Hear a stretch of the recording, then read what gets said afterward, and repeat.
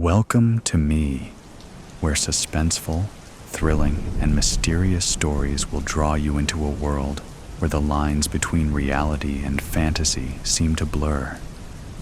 When the night falls, when all the sounds gradually quiet down, leaving only your own heartbeat and breathing, that's when these stories begin. Tensions, unsolved mysteries, moments that will make you hold your breath in fear or curiosity, all are waiting for you ahead. Find a comfortable seat, dim the lights, and let this sound guide you on a journey that is not for the faint of heart. I want each of you to leave a comment sharing where you are in the world. And if you are enjoying the episodes, don't forget to give a like and subscribe to the channel now. Relax. Are you ready? If so, join me in the first story right now. The Enchanted Mind's Canvas. Ella carefully added the finishing touches to her painting, layering vibrant strokes of green amid the earthy browns and faded tans of fall. The scene was one she had sketched in the park days ago. A quiet landscape draped in the remnants of late autumn, the air crisp with the bite of encroaching winter. As her brush danced across the canvas, her mind drifted to the frozen pond she had sat across from, its surface resembling a sheet of shattered glass reflecting the pale autumn sky. Then something shifted. A sudden, eerie chill prickled her skin, creeping over her arms despite the warmth of her studio. The faint scent of damp earth and decaying leaves filled her nose, so vivid it nearly overwhelmed her senses. A sharp gust of wind brushed past her cheek, biting at the tip of her nose. She gasped. Her fingers trembled around the brush as the sensation deepened, no longer just a figment of her imagination. It felt real. The world around her wavered, its edges blurring, as if reality itself had begun to ripple beneath her fingertips. Ella's heart raced. Her hand wasn't just gliding over the painting, it was sinking into it. Her studio began to shift, the walls dissolving into streaks of color, and then, in an instant, she was there. The park looked exactly as she had painted it. Frost-laced grass, undressed trees swaying, and a frozen pond glistening under the pale sunlight. The icy air sent a chill up her spine as the wind whispered through brittle branches. Her heart pounded. How am I here? Before she could take a step forward, the sensation snapped, sharp and sudden, like a rubber band stretched to its limit. The world around her rushed past in a dizzying blur, and in the blink of an eye, she was yanked back to her studio. Ella glanced around, her breath unsteady as she tried to ground herself. Her gaze settled back on her painting, looming more vibrant, more lifelike, almost as if it had absorbed some essence of reality itself. Her eyes then fell to the floor. Scattered across the hardwood were remnants of dead grass and brittle leaves, the very same ones that had lined the park's frozen ground. Her pulse thundered in her ears. Then, like a whisper from the past, a memory surfaced. One she had long convinced herself was nothing more than a dream. This had happened before. A few months after waking from her coma, she had felt the same eerie pull, like an inexplicable shift between worlds. But she had dismissed it, blaming it on the lingering haze of recovery, a mere figment of her imagination. But it wasn't just her imagination, was it? She had seen it happen, and more. It started subtly. Cats stretching, birds ruffling their feathers, shifting within the canvas.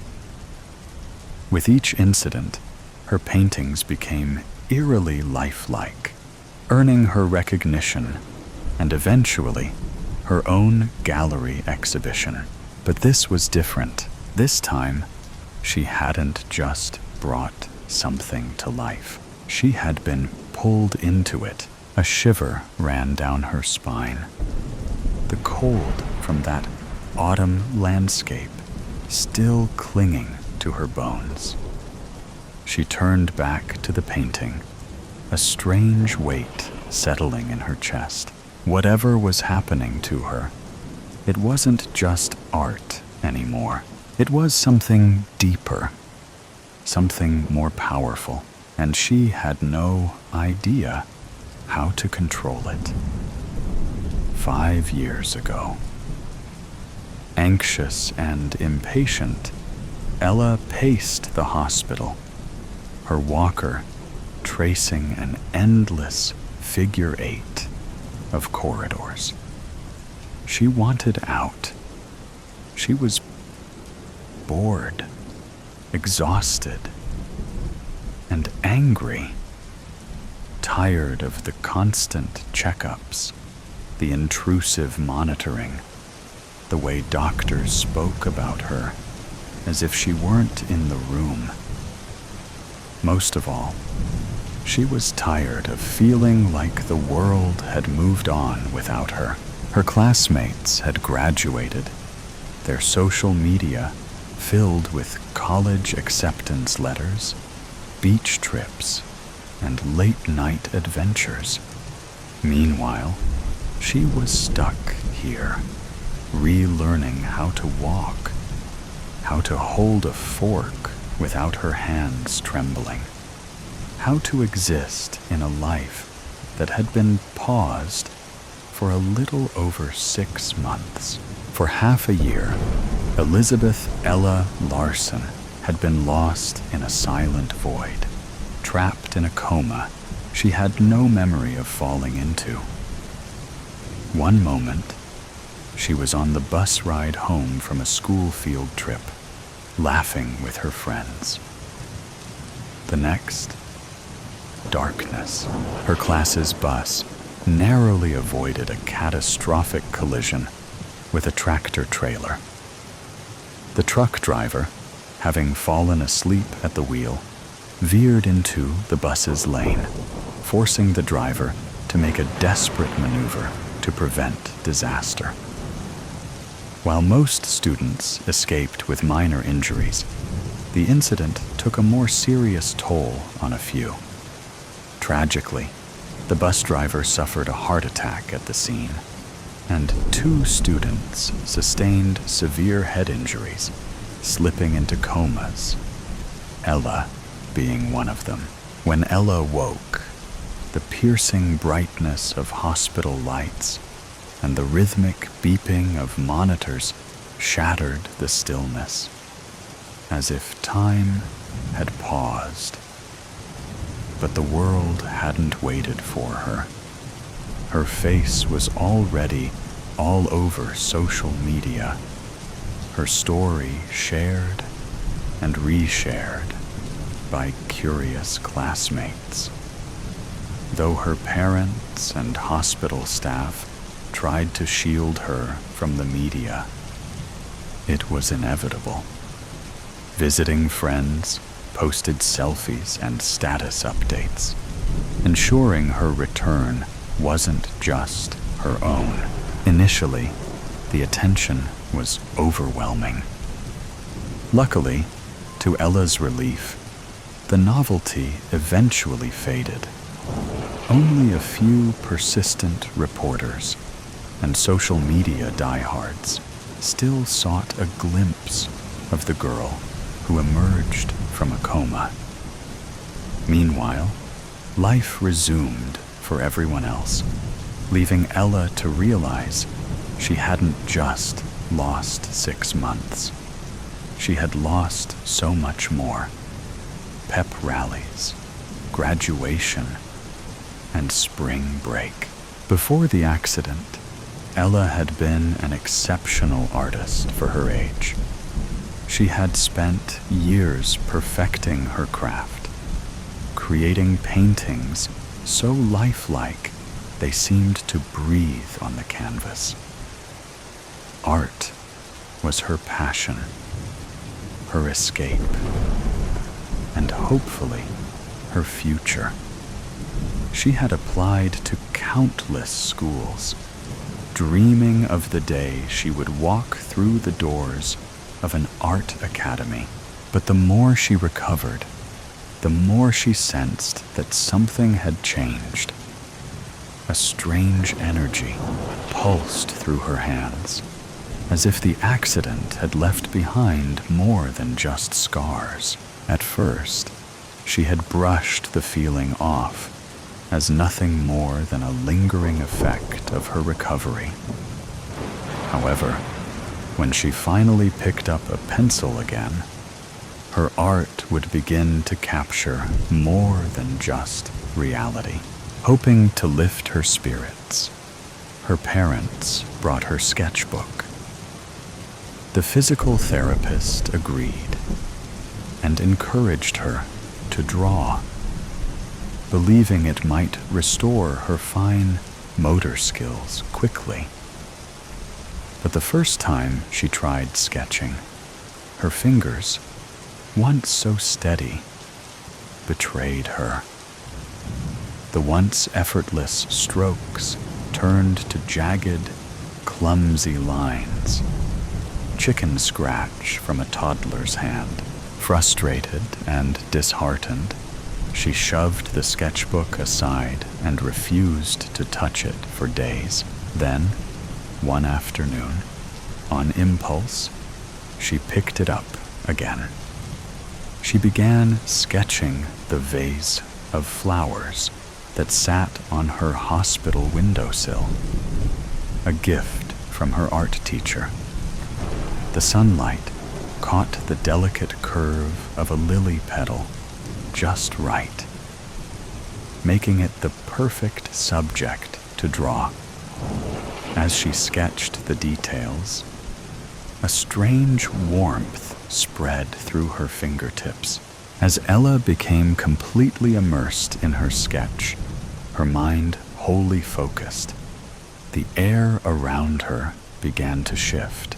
The scent of fresh lilies began to overwhelm her senses, far more intense than before.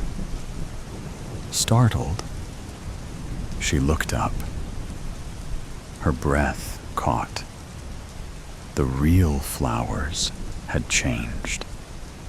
The lilies that were half closed were now in full bloom, mirroring the one she had just finished drawing.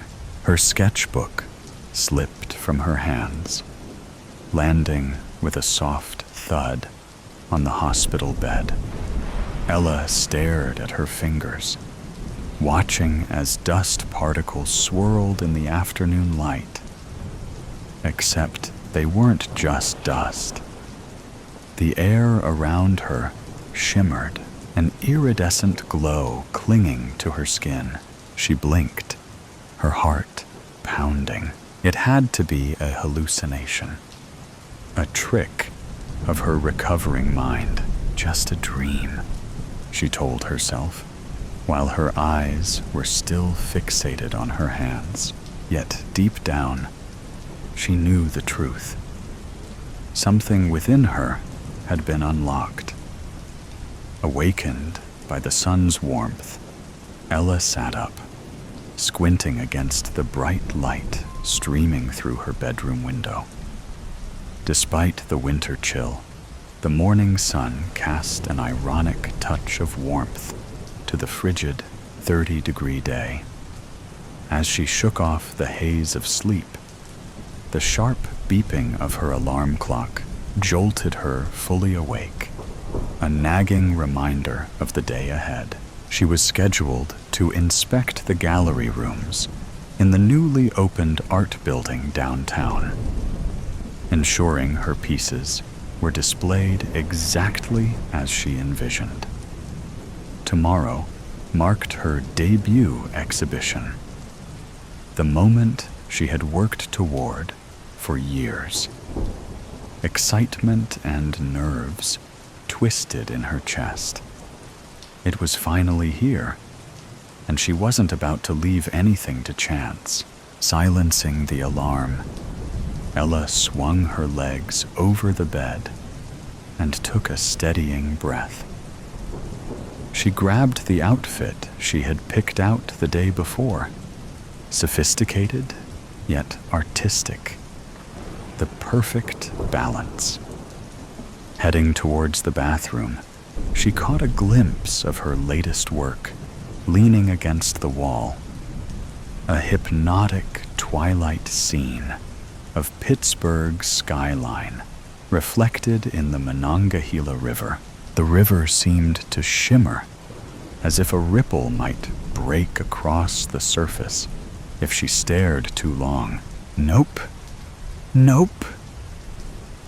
Not today, she muttered, quickly looking away. No incident, especially not tomorrow. But what if it happened again? What if a painted river overflowed, flooding the gallery? Or a sudden gust of wind swept through, touching the viewers? And what if they realized what she could do? She pushed the thought aside, taking a deep breath as she splashed water on her face. She needed to focus on the gallery, on today. No distractions. She'd been careful all week. Still, the memory of being transported to the park unnerved her. Nothing that extreme had happened since, but the occasional ripple of water or a bird nearly lifting off the canvas was enough to make her uneasy. After getting dressed, she made a quick breakfast. Her phone buzzed on the kitchen counter. It was a text from her best friend, Rosalie. Good luck, Ella, and relax. You've got this. See you tomorrow at the show.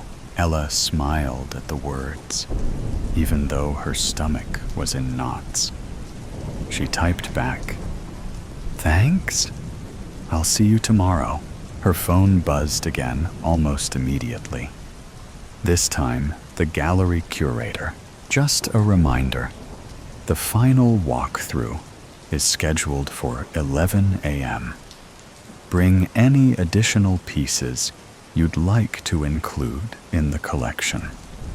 The gallery is confident your work will be a hit. Ella inhaled and exhaled slowly. Everything would be fine. She grabbed the two paintings, the one of Pittsburgh reflected in the Monongahela, and another tucked behind it, along with her purse and keys. By the time she arrived at the gallery, her nerves had settled into quiet determination. The venue was stylish and contemporary, with high ceilings and whitewashed walls, perfect for showcasing her work. A gallery handler took the paintings she'd brought, placing them in their designated room, while a marketing assistant guided her through the maze of exhibits. Each piece displayed exactly as she had envisioned. She moved through the gallery, carefully inspecting each painting, occasionally adjusting placements to perfect the flow. Her twilight scene of Pittsburgh's skyline sat front and center, positioned so the lighting captured every reflective detail in the water. But as she stared at the shimmering river, a familiar pull stirred in her chest. No, not now. Not here. She forced herself to look away, focusing on the next piece. A series of landscapes inspired by the city's parks. Under the gallery lights, the colors felt more vibrant, almost alive, as if one could stride in. But as she neared a painting of a dense, forested path, the pull returned, subtle yet unsettling. Her hand trembled as she reached for the wall to steady herself. She couldn't risk it. Not here. Not today. Why was this starting again? Was it because she was tense and anxious, trying to suppress the sensation? She shifted her focus to the gallery curator and marketing assistant, who had been quietly observing her. Forcing a smile, she said, "Everything looks great. I think we're all set for tomorrow. Fantastic. Everything will be perfect. We just need you to review the virtual gallery site and give your approval," the curator said cheerfully. Ella nodded, her thoughts swirling. Tomorrow would be okay. She just had to keep her focus. If she could get through today without any mishaps, then tomorrow, the grand opening, she would be able to maintain control. She just had to make sure nothing came to life from her paintings or whisked anyone away. The next day arrived in a flash. Her art exhibition was set to begin at 1 p.m., and she needed to be at the gallery by 11 a.m. to handle any last-minute details, do a final walkthrough, and prepare for the guests.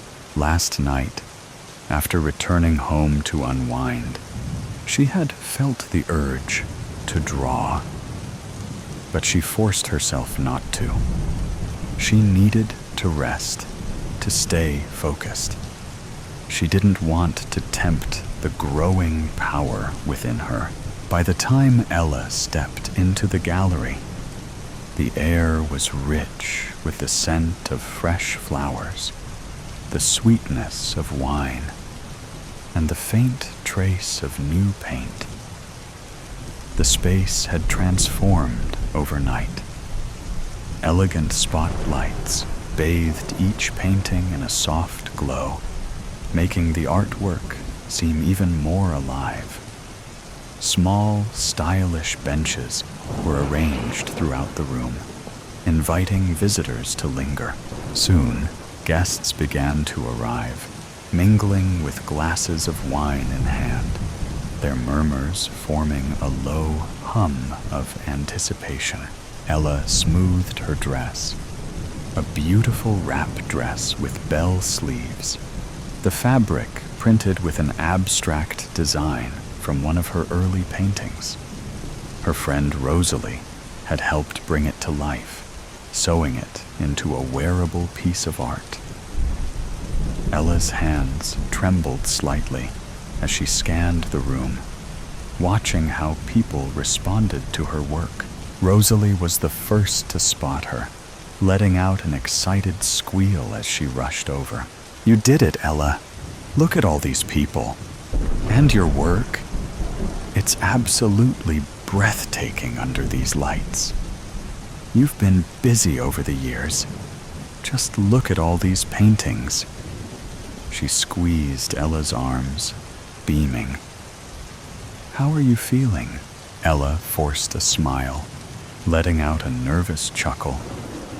Excited, nervous, and definitely a little terrified. Rosalie laughed reassuringly. Totally normal. Just breathe, okay? This is the moment you've been waiting for. And it's happening. Before Ella could respond, a voice cut through their conversation. Ella Larson. She turned to see a distinguished older man with long salt and pepper hair and sharp eyes behind wire-framed glasses. He extended a hand.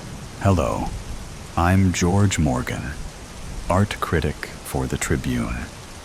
I must say, your work is astonishing.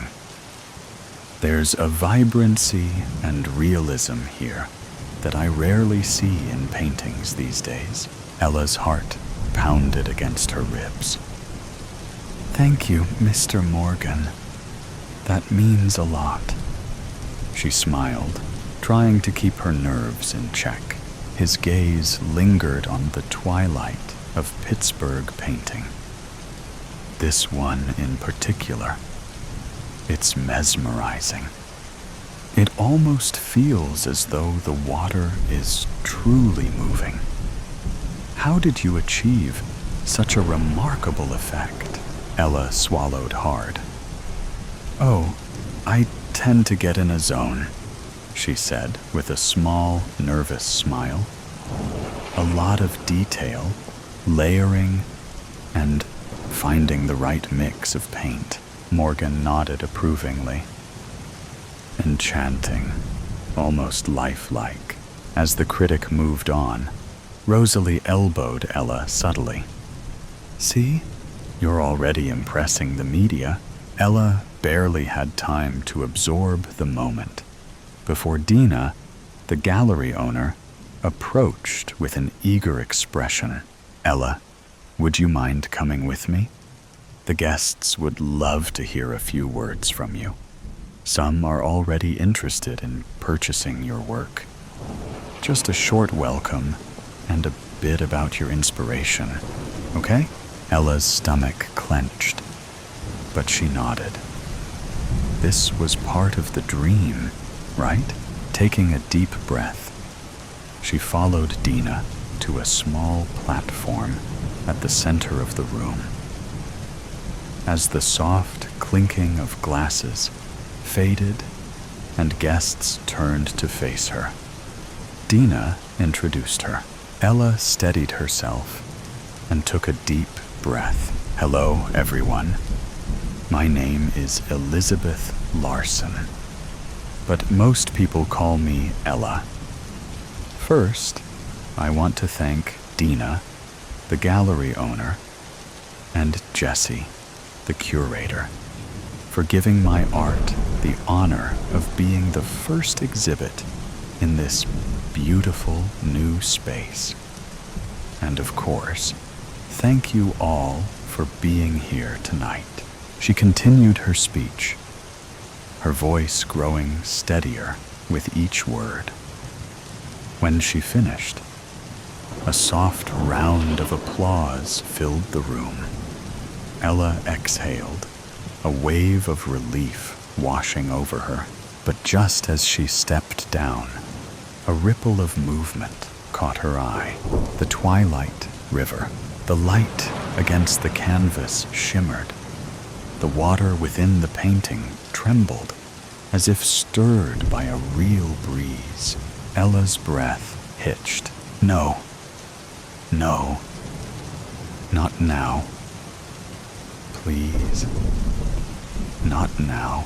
Panic surged through her, but she forced herself to focus, willing the movement to stop.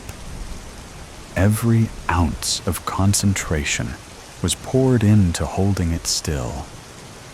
Her heartbeat thundered in her ears. She clenched her fists, nails digging into her palms, grounding herself. Slowly, the movement faded. The The river stilled. She exhaled, relief washing over her as she forced a smile, just as a guest approached with a compliment. Hold it together. Just a few more hours. But deep down, she knew the truth. Her abilities weren't just growing stronger. They were tied to her emotions. And she was losing control. Across the room, a guest murmured in disbelief. I could have sworn the cat's tail just wagged. Another gasp followed. Did that bird just fly to the other side of the canvas? Ella's stomach twisted. She needed to master her abilities, fast, witch, and judge. I am here, in my skin, in my flesh. My spirit clings to the body, not as a vessel, but as a home, and I will not be moved. I repeat the watchwords against division, clutching someone else's rosary. I repeat them. My nails grasp at a different bead, any other bead. My hands forget everything in their cloying desperation for the comfort of a warm wooden anchor. My eyes are drawn away from me. The tears do not help. I cannot see, but then I can. Judge is heaving a great piece of wood, striped orange and white. His back is hunched, and his feet struggle against the splintered wooden barrier. His mouth is statically agape, and his face does not contort or demonstrate any recognition of circumstance. He is the unaffected taskee, and the last 3 feet of his unwieldy plank strike me from the shoulder to the ground. I am dead. I am clutching the rosary again. My spirit quiets as I reflect on the anger of the grotesque monster I inhabited. He drove a cab for tourists before this country fell into ruin. 3 sons, 4 daughters, and a dead wife, a widower who had not given thought to a better alternative. The cabin of his vehicle was a presentation. Ash-colored cloth seats without stain or spot, and 2 complimentary water bottles protruding out of the door cup holders made an effort unmistakable. His ethos was not so much a blunt acceptance of reality as a cold disdain for wishful thinking. All of this poured into my heart as I spent the last few seconds of his life with him.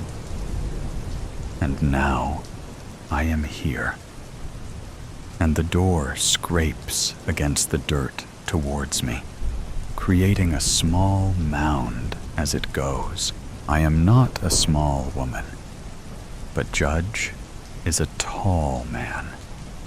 He is an oak that has grown straight and uniform, its roots deep under the earth, unexposed.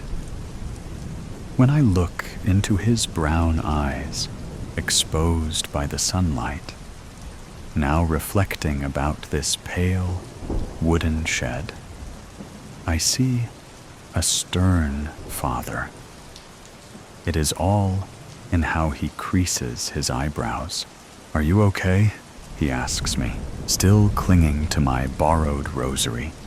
I stand up. My spirit clings to my body with renewed vigor. The vague pain of loss that always reminds me of my husband starts to fade away. It is a beautiful feeling, the body reunited with the spirit like long-lost lovers.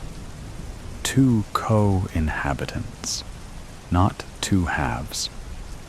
But it doesn't go away completely, though my spirit is quieted.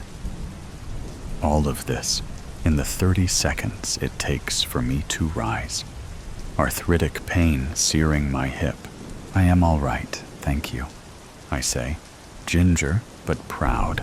He does not carry that large piece of wood anymore, but his hands have the blisters to prove he once did.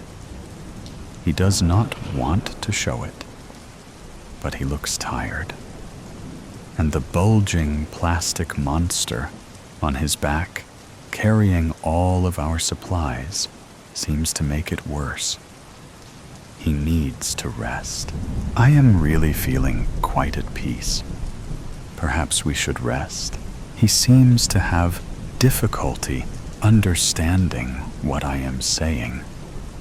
His eyes are fixed upon a small hole in the corner of the shack, where something has dug up the dirt foundation. It is good to rest here.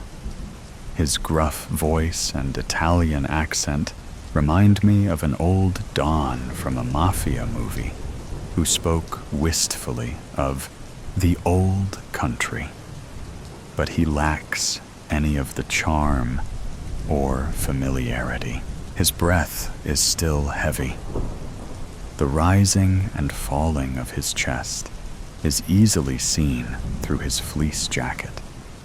His mouth is slightly agape, as though it only existed for the intake and expulsion of air. He blinks again. Then finally, there is motion. He does not spring into action. He slowly rolls his shoulders, and the large backpack falls to the dirt on its bulging pockets, rolling back and forth like an upended turtle. I strongly believe in the importance of polite conversation. It is the only contribution I can make given my infirmities. What wondrous weather it is. He begins to unroll the sleeping bag. It is for me, of course. He is ever the gentleman in that way, at least. Was it a joy to have such weather in your youth?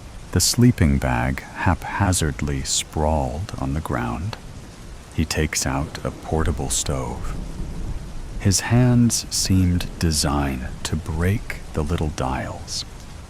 Yet he turns it with shaking fingers and a hunched back, like a chef garnishing his signature dish. Perhaps you might tell me something of the flowers here. A special kind your mother preferred? I am quite shocked he has ignored me here. That kind of question is bound to get an emotion out of even the most stalwart Presbyterian. Alas, nothing. He opened the can of soup with his Swiss Army, and that means it is almost time for bed. And for the debriefing, of course. We are only one day from Monteriggioni. We have no food left. We have 1 liter of potable water. The terrain will not be difficult. The elevation will be difficult. We will leave at 600. We will arrive before 1800. Do you have any questions? As his words come out, I feel a twisting frustration. 2 months of scavenging Rome. A week of marching through Tuscany. So many dead people. Good people. Good people that he killed. How many more of them will you murder before you let me leave? He raises his busy, unkempt unibrow. You have a burden. I have a burden. You have a burden? I watch you. I see what they see. I feel what they feel. They had hopes. Do you? I do, witch. A couple of tears form in the corner of my eyes. They are both pitch black. I start scratching my blotchy red skin. He does not say it with the twisting of inflection or with intention to harm. My name is Marigold. I thrust my finger forward at him, and some rogue conscience makes me feel silly. But is the right gesture for the right moment. I need you, witch, and you need me. I am his tool. His edge against the infected, and nothing more. They are not demons, and I am not a witch. You are deranged. You are sick. The next time they are near us, I just might not tell you anything. I might just take a little trip with them. Then I will die. My legs have adjusted to the long days of walking, but I am still exhausted. I want to prolong the argument. I want to share how the infected feel with him. I certainly have tried. I want him to see the crisp interior of the cab. I want him to know about the children and the mothers and the friends and the loved ones. But I don't think any of that would matter. At this point, I doubt he has any point of reference. He must be a statue brought to life, or a thing sprung out of the ground. I fall asleep. I am moving. Quickly. Faster than I ever have. I am hungry. Starving. Grass touches my face, springing backward as easily as forward. My paws leave no evidence in the dirt. I dig a little. My back scrapes against wood, and it hurts. I have to eat. I bite something. I awake to a shout. I cannot see. It is too dark, and our flashlight turned out weeks ago. We had hoped to find a new one at this Monteriggioni. I feel around on the dirt. Something bit me. A mouse. Demon. Judge is infected. I did not wake up. Why did I not wake up? You will kill me. It is still dark. I still cannot see. I feel something rubber, indented, grooved. Judge's shoe. I feel something jouet, something furry. The mouse. Dead. Hours pass in silence. I cannot go to sleep. Judge has hours, and almost all of them will be spent in darkness. Dim morning light fills the shed. Judge shoved it open hours ago, but only now I noticed. What I would give for an infected to stumble nearby. I would do anything to be someone else. I would do anything not to be Judge's comforter. We do not talk.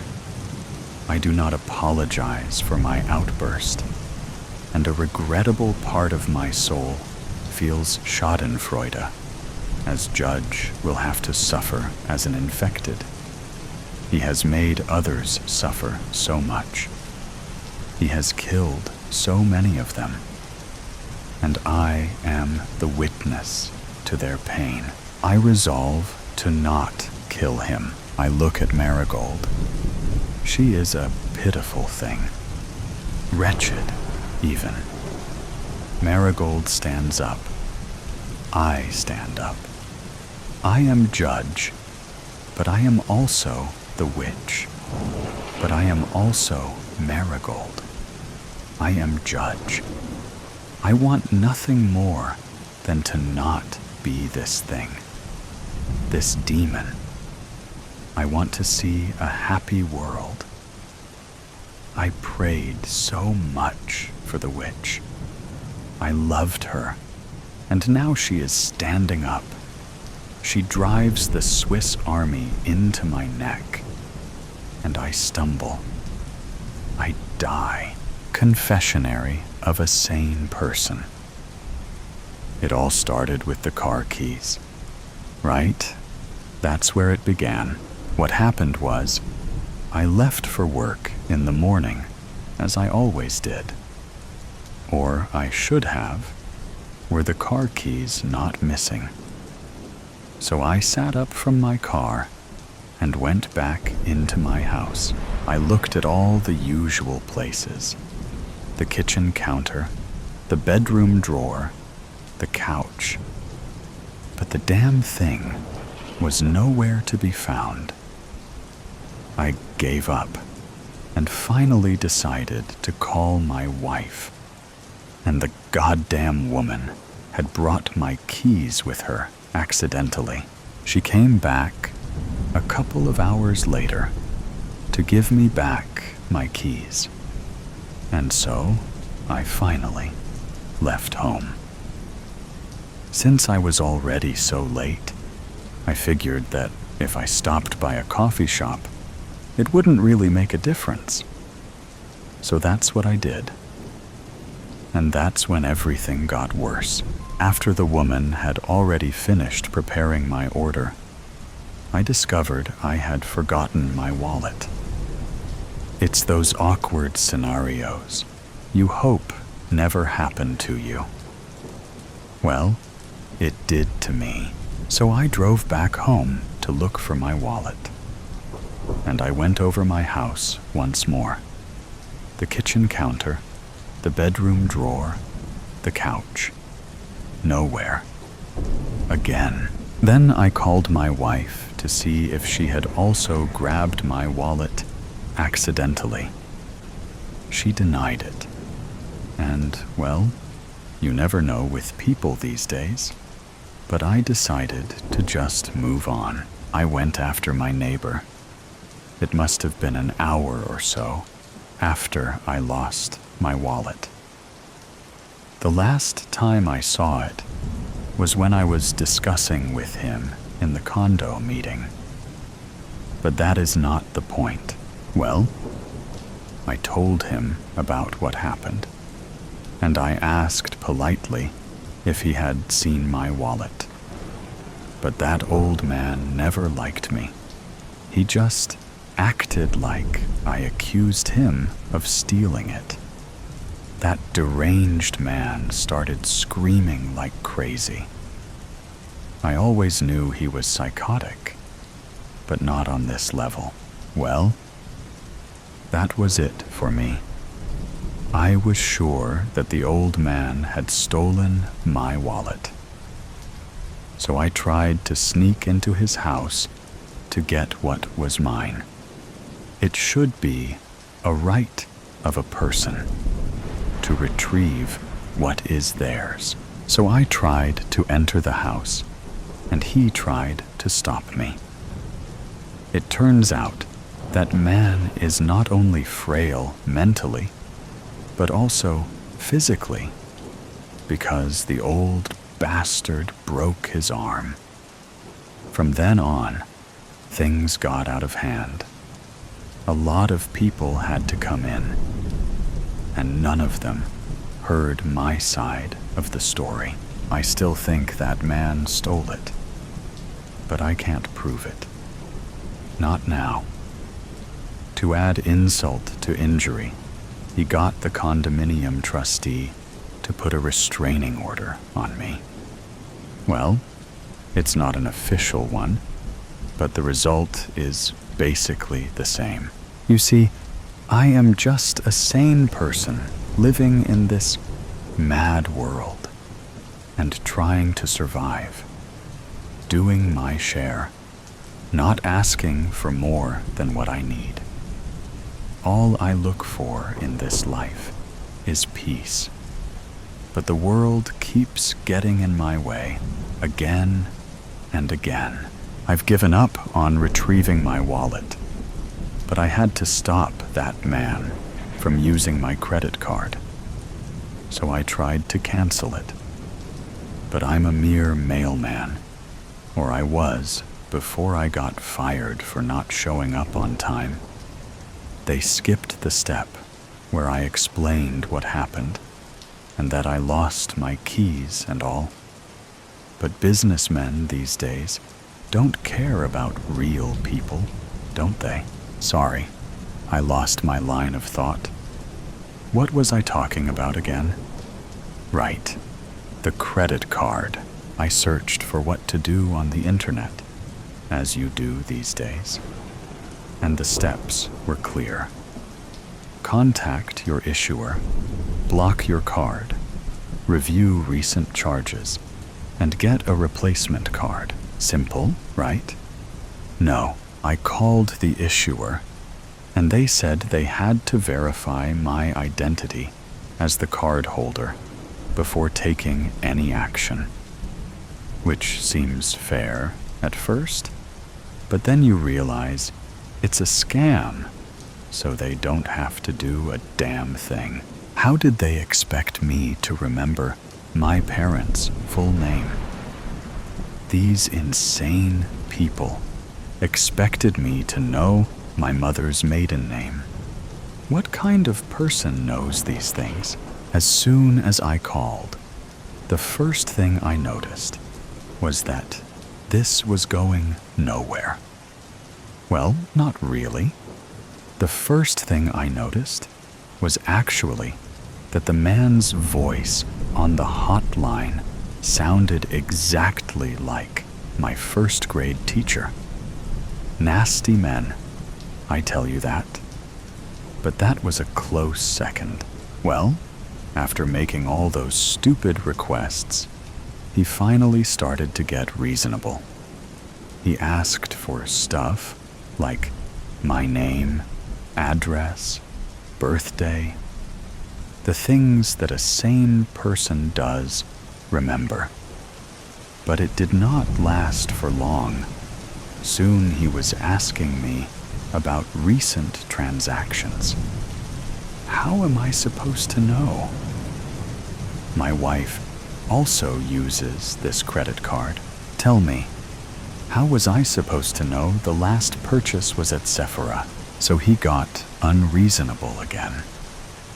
He asked me for a scanned copy of my driver's license or passport. He said it was for verification purposes, but you never know people's intentions. Have you seen the newspapers exposing these billionaire companies stealing data from common men like me and you? In the end, he said he would have to cancel my card because they could not identify the real card holder, which was exactly what I wanted from the very beginning. If these people only listened to me. I lost my line of thought. I was hoping that if I kept talking, it would come back to me. I was trying to look for it as I rambled. Oh yeah, right. Sorry. Now I remember I brought this up because you kind of look like a banker. My old boss looked a lot like you. You remind me of those businessmen on TV. Do you know how to set up a new credit card? I mean, I don't want to go through all that nightmare again. My wife is already angry at me for a lot of things. If you could help me with that, I would be eternally grateful. From the moment you walked into this store, I knew I had to talk to you. You seem like a reasonable person who would help me. Anyway, thank you for choosing McDonald's. Your order is ready for pickup. Will you be paying with cash or credit card? Everlasting tears. It's been 20 years since I've seen a human face. They were all obliterated to shreds by that thing. The thing showed no mercy to anyone. Everyone and everything was decimated upon recognition. Everyone, except for me. There was no warning, no sign, nothing. Just absolute destruction. The thing yielded. I was standing there in the middle of a street corner, eyes glued on my phone, and a woman screamed. A scream of absolute terror. A scream that induced physical shock in me. A scream that sounded like the angels of death were coming to take me. Just like that, the woman was scooped up by the thing and taken away to God knows where. Chaos broke out, everyone scrambling to get away. But the thing did not discriminate. It eradicated every item in its path, leaving no room for a human breath. Standing there, unable to move or make a sound, fearing that I'd be its next victim. Quickly as it came, it left, disappearing into nothingness and only leaving debris of a once functional society. I ran as fast as I could. 1, 2, 3 miles until my legs locked and I collapsed from shock and pain. I lay there in my own sweat and salty tears, realizing that everyone was gone. Nothing was left. Not even a speck of dust was spared from the wrath of the thing. Unsure of what to do, I did the only thing my body was capable of. I sob into my hands, loud and uncontrollably. Between sobs are the accusations. This is all my fault. It wasn't. It was completely out of my control. Why didn't it take me? I still wonder that today, some may think it was a blessing, but I see it as a curse.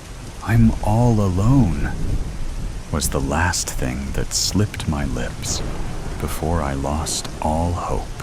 The misery and pain started slowly and painfully. I was desperate for a way out. Anything I tried failed. I was stuck in this eternal hell. Next was denial, which struck like a ton of bricks. I was fully convinced that everything happening was a figment of my imagination. I was hallucinating, in a coma, suffering a concussion. Any excuse to justify this dreadful reality. The thing never came back. For so many years, I wished it would. After some time, I became numb to this unfamiliarity of life. To distract myself, I began to explore new places, see the world for what it was, a dry, deserted, wasteland with nothing but me. I started playing pretend with my thoughts, tricking myself into believing I was in a place prior to this wretched hell. I created a whole family for myself. My mom was called Helen, and my dad was called Steve. I had 2 siblings. One was called John, and one Wendy. Me and my siblings never got along. Wendy always pulled my hair, and John called me a pea brain. Still, I loved them, and we were a big, happy family.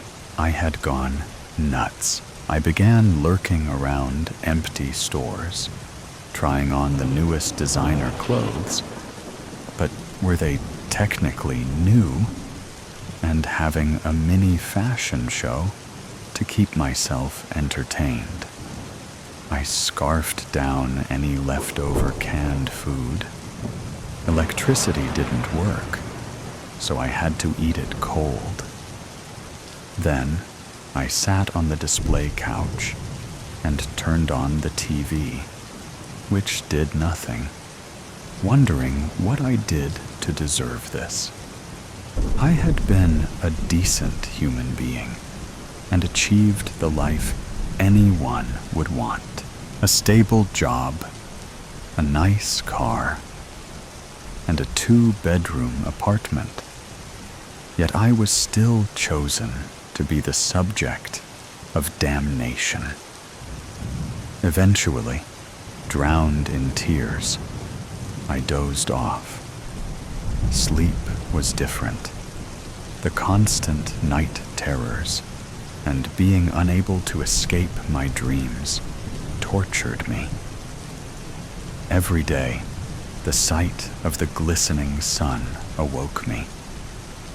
I never got used to the ear-piercing screech of silence. Imagining myself in a place of peace and prosperity kept me sane enough. I started hearing things, my brain tricking me and mimicking the voices of my lost friends and family. "Come with us," the voice said. But there was nowhere to go, nothing to do, nothing but me and the voices in my head and the fact that there is no escape. "I'm right here." "No, you're not. Stop playing these cruel tricks on me, brain. You're nothing and nowhere without me.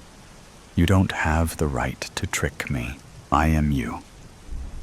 And you are the only thing that feeds my constant pain and misery. Just shut up. I'm watching you." Which was strange, because there is and will always be nothing. Nothing but Mo and the summer breeze, which was a trick, because there was no such thing. No summertime beach days or winter snow days, just constant dead air and murky brown particles circling the atmosphere. If the astronauts came back, they would have thought they landed on the wrong planet. But they never came back. No one did. Not a single soul ever surfaced on Mother Earth again. I made my way to New York. It only took about half a month, but time was useless. The year, month, day, minute, second didn't matter. Time was irrelevant because the only being that existed was irrelevant. Plants, animals, bacteria, anything that was slightly alive were crushed by the thing. The only existence was atoms, stars, space, and Mother Earth. Yet all her life was sucked up by the greedy black mass that consumed her children, driven by a once joyful life and the hope for something new, searching for a sign of anything. I will take anything. O glorious Mother Earth, please feed my quenched need for something more than nothing. Nothing. Just like before I was given nothing. Frustrated, I began to cry, crying like a child who just dropped their lollipop onto the dirty, hot pavement. Between the tears, I heard a plop, then another and another, and before I knew it, there were thousands of raindrops falling. One by one, Mother Earth has answered my desperate calls with her tears of hope. The dry ground has been nourished with the richness of the tears, and Mother Earth no longer wishes for something to drink. I sit there on my hands and knees, inspecting the once death-filled ground that is now thriving with water. I poke at it and expect dirt as hard as a rock. Instead, I feel the squishiness of mud. It was like touching the cheek of the once flourishing human population. I stare at the mud I had created and let out a scream. The scream echoed across the vast emptiness of the world and bounced back with hope for something new. Something inside of me lit up, and I felt like my heart was going to fly right out of my chest, dance around me, and fly away to the world beyond. Overwhelmed with excitement, I rest my head on the mud, hoping to hear its breathing like it was a newborn baby. I lay there for 1, 2, 3 hours, listening, waiting for something more. The voices no longer taunt me. They cannot patronize me and my thoughts any longer. A deep breath and the sound of nothing filled my ears.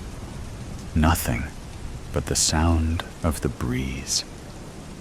Mother Earth has given me the milk from her breast and allowed me to suckle on her glorious freedom and chance for something other than nothing. A single tear slipped down my cheek as I cry for the absence of nothing. As I cry for Mother Earth and her generously answering my prayers, I cry for me and for humanity and the thing, which is weird because that thing is the sole reason for my eternal suffering on this glorious planet that was overthrown by death. That did not matter anymore. The only thing that mattered was the spark of hope that ignited the once deceased light bulb. Man to monster. The bite mark upon my shin shined red with a purple hue, outlining the teeth indentations. No, no, George, please, no, wailed my wife. Her knees buckled, slamming against the wooden floor of the abandoned, looted home we had found short reprieve in God knows where. Michigan. My children, Meryl and Leo, stood behind their distraught mother. By the looks on their faces, they had not yet comprehended the severity of my situation. It had been a week and a half since the outbreak. A lab test that had gone awry. The U.S. military thought they had created a superhuman drug, one that overrode the humanistic qualities of pain, reservations, fear, and the consequence of reckless abandonment. Simultaneously, this drug also heightened testosterone and adrenaline levels beyond their standard yield. The intent was, upon inoculation of the said drug, the soldier, Marine, fighter pilot, policeman, fireman, and any other form of military and first responder personnel necessary for the safety and protection of the populace would become fearless machines that could enter any burning building, gunfight, and combat zone with the sole intention of completing their objective without the inhibitions of the typical human. One would think this was the beginning of creating the most fearless corps of men and women the world had ever seen. From my understanding, the testing transpired in a Northern Californian military installation.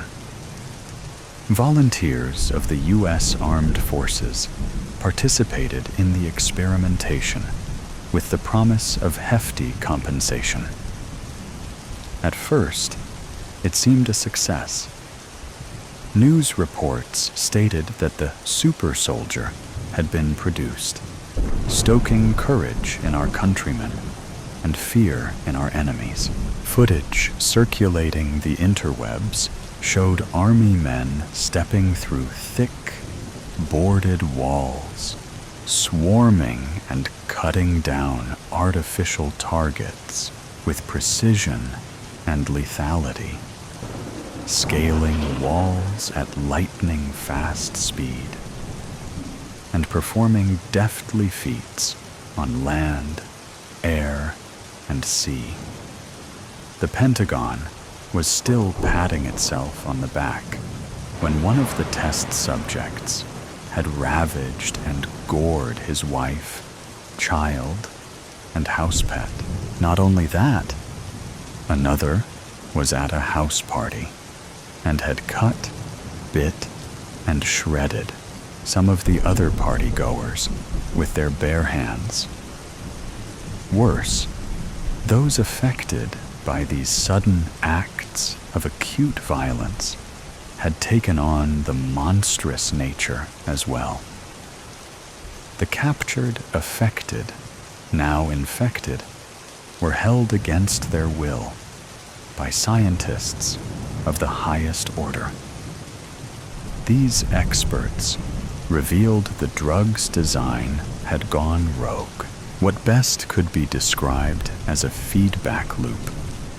The effects that made the drug successful had become indefatigable.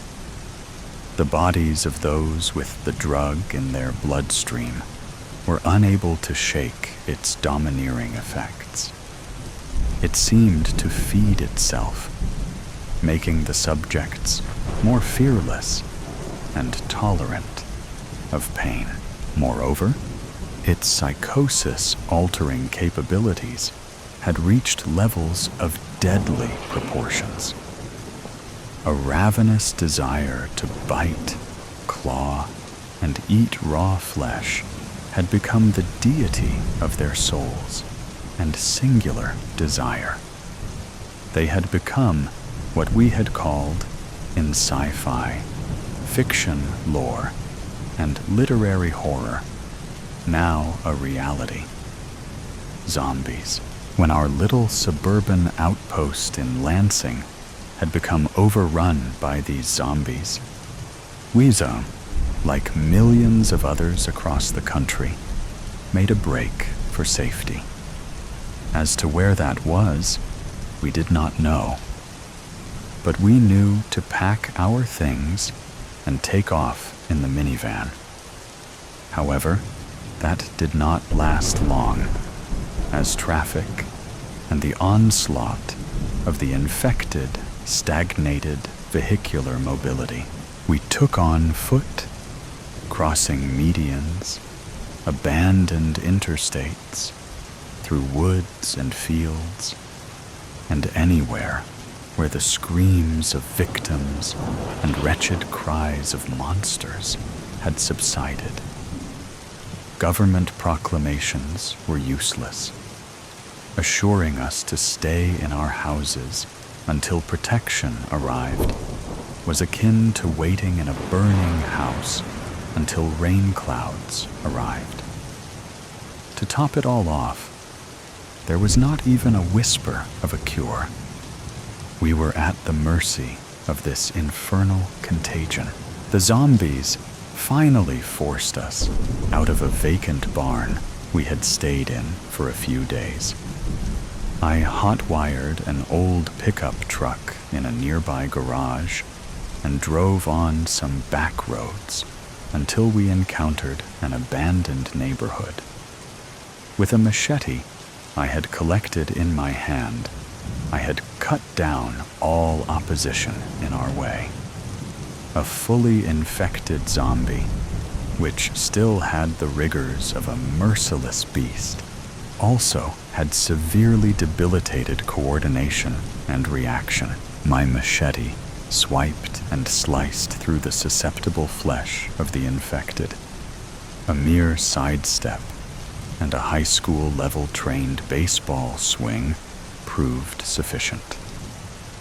All seemed manageable, that is, until I passed a half-chewed corpse, severed by what appeared to be the teeth marks of a chainsaw. As I motioned for my family to hurry over an HVAC unit and through a busted-out living room window, the halved corpse snatched me by the ankle. With its clammy, gray hand, it yanked itself towards my leg and clamped its maw around my shin. I stifled my cry and hacked it away until it fell still. My wife, Erin, noticing the struggle, immediately turned her eyes toward the wound as I entered the abode, leading us to our current predicament. She groaned and cried, knowing what was in store for me, for us. I could not help but try to comfort her. I bent down to collect her. "No!" she shrieked, slapping my hand away. A sudden life beheld her, for she scuttled to our children and held them in her arms. A darkened complexion formed on her face. She snatched the machete and extended its edge toward me. My initial reaction was to reprimand her for the hurt. But conceding doom was at my door, it gave me hope. For even if the slightest bit of my bodily fluids entered her bloodstream, our children could fall too, devoured by filicidal mania. If my wife were willing to reject her husband, one she had been lovingly married to for nearly a decade, with such sharp rebuke, she must certainly have the perseverance to lead 2 of our 4 surviving children. My children, Meryl and Leo, had not fully understood the dystopian future before them.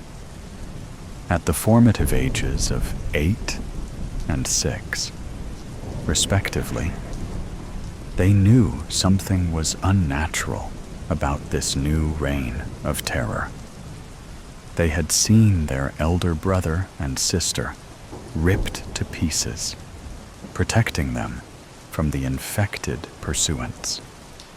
When I found time to weep for my eviscerated firstborns, I did so liberally, but not in front of them. I will join them shortly, but I must put my mortal family in order first. Honey, Meryl, Leo, I said, kneeling to meet their eye level. Yes, Daddy, uttered Meryl. She had her chin against her chest, and it quivered. That's a good girl, I said. I want you to. A sudden pang shot through me. The side of my neck tightened, and my lower jaw protruded out, baring my lower row of teeth. The children gasped. My wife pulled them close to her and backed away from me. Back! I shouted. Get back! I was not sure how the transition would consume me, but I had certainly felt it. A raging swell of power spread within me. It was like a high, unlike anything I had experienced before. My strength seemed to surge. The forces of gravity were effectless.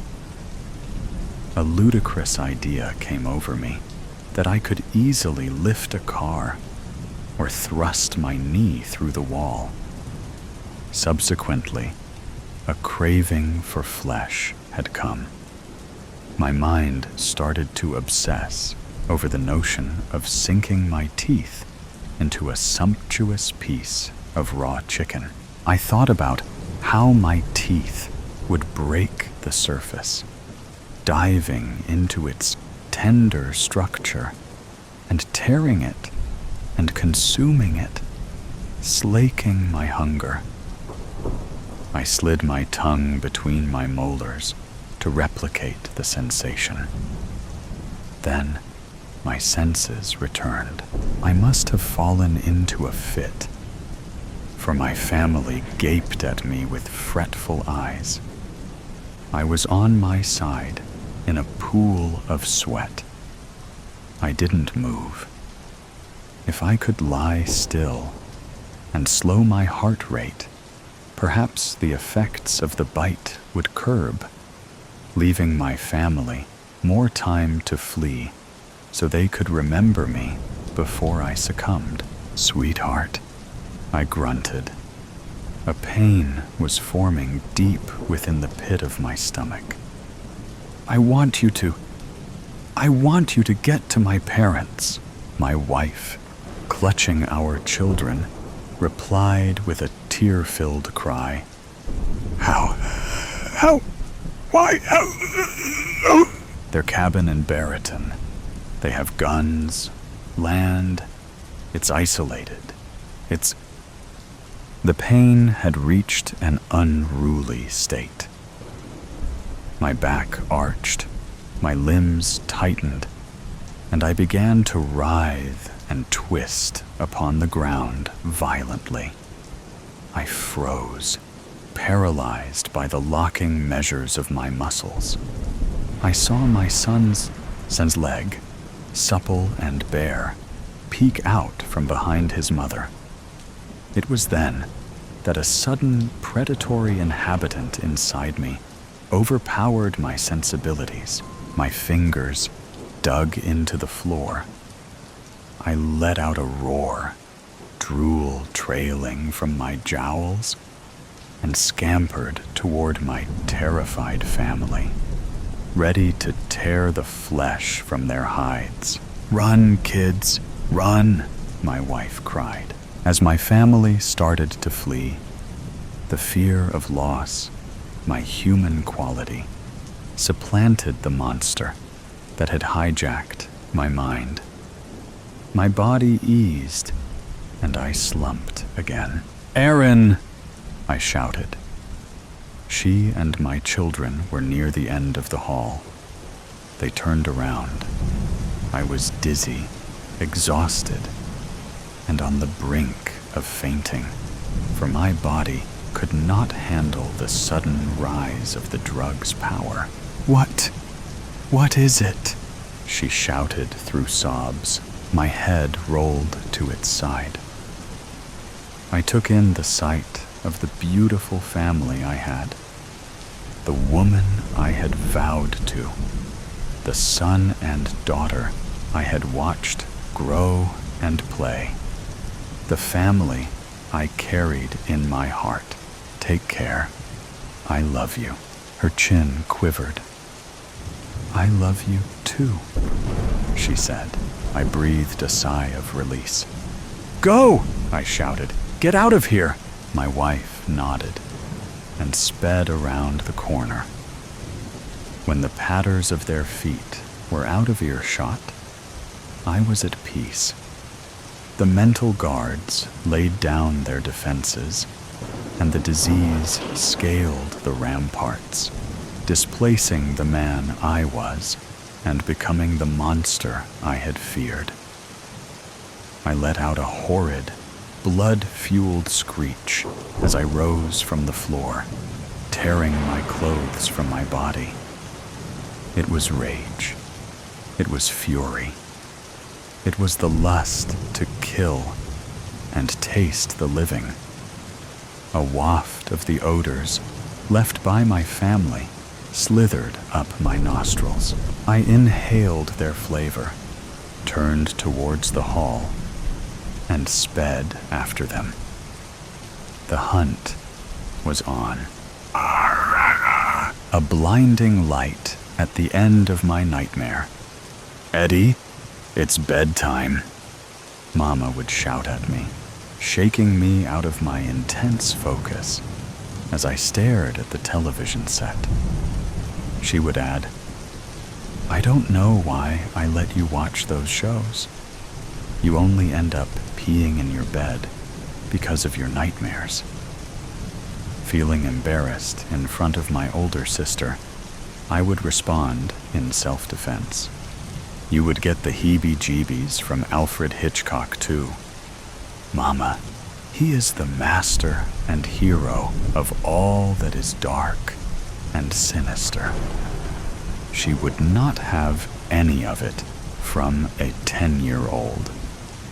"Eddie, enough of your mouth. Get to bed." And that was the end of our discussion until tomorrow night. Reluctantly, I trudged upstairs to my bedroom. I had my normal ritual for going to bed. No, it was not brushing my teeth or washing my face. I would search every corner of my room, looking for suspicious evidence that creatures were patiently hiding for their next meal. Me. Once I canvassed every nook and cranny, I would slither under my covers, imagining that it represented a force field from all supernatural beings and beasts. Feeling some assurance that I was safe, I would drift off to a light sleep. A scraping branch against the house, a creaking pipe, a howling wind, or murmuring voices would be enough to rustle me out of my delicate slumber. I would wake with a start and repeat my ritual. Then, for the rest of the night, fall in and out of sleep. I figured a gruesome beast must have taunted me, because, unfortunately, it was very damp between my sheets when I awoke in the morning. Like any other morning, my sister would offer up her compliments. "You look like hell. Eddie, did you wake up in the jaws of a monster this morning? Did you have to swim out of your bed?" I turned to her with a sardonic grin, saying, "Be careful, or my swamp monster might swim in your bed some night." She looked at me with disgust, saying, "Eddie, you are so revolting." My breakfast then proceeded without interruption. However, this morning would be different. After my sister left for school, my parents decided to have a heart-to-heart talk about my viewing and sleeping habits. They had planned this out well, because no counter-argument I mustered up would change their plans about my immediate future. I understand parents want the best for their children, but I felt they were overstepping their bounds by compelling me to see a psychiatrist about my problem, my incontinence problem. At least, that was what I thought it would be about. The ruse to see a psychiatrist was not for incontinence, but for treatment of my obsessive-compulsive disorder, OCD, and insomnia. Apparently, my parents were keenly aware of my behavior at night. I was not aware the behaviors manifested themselves during daytime at school.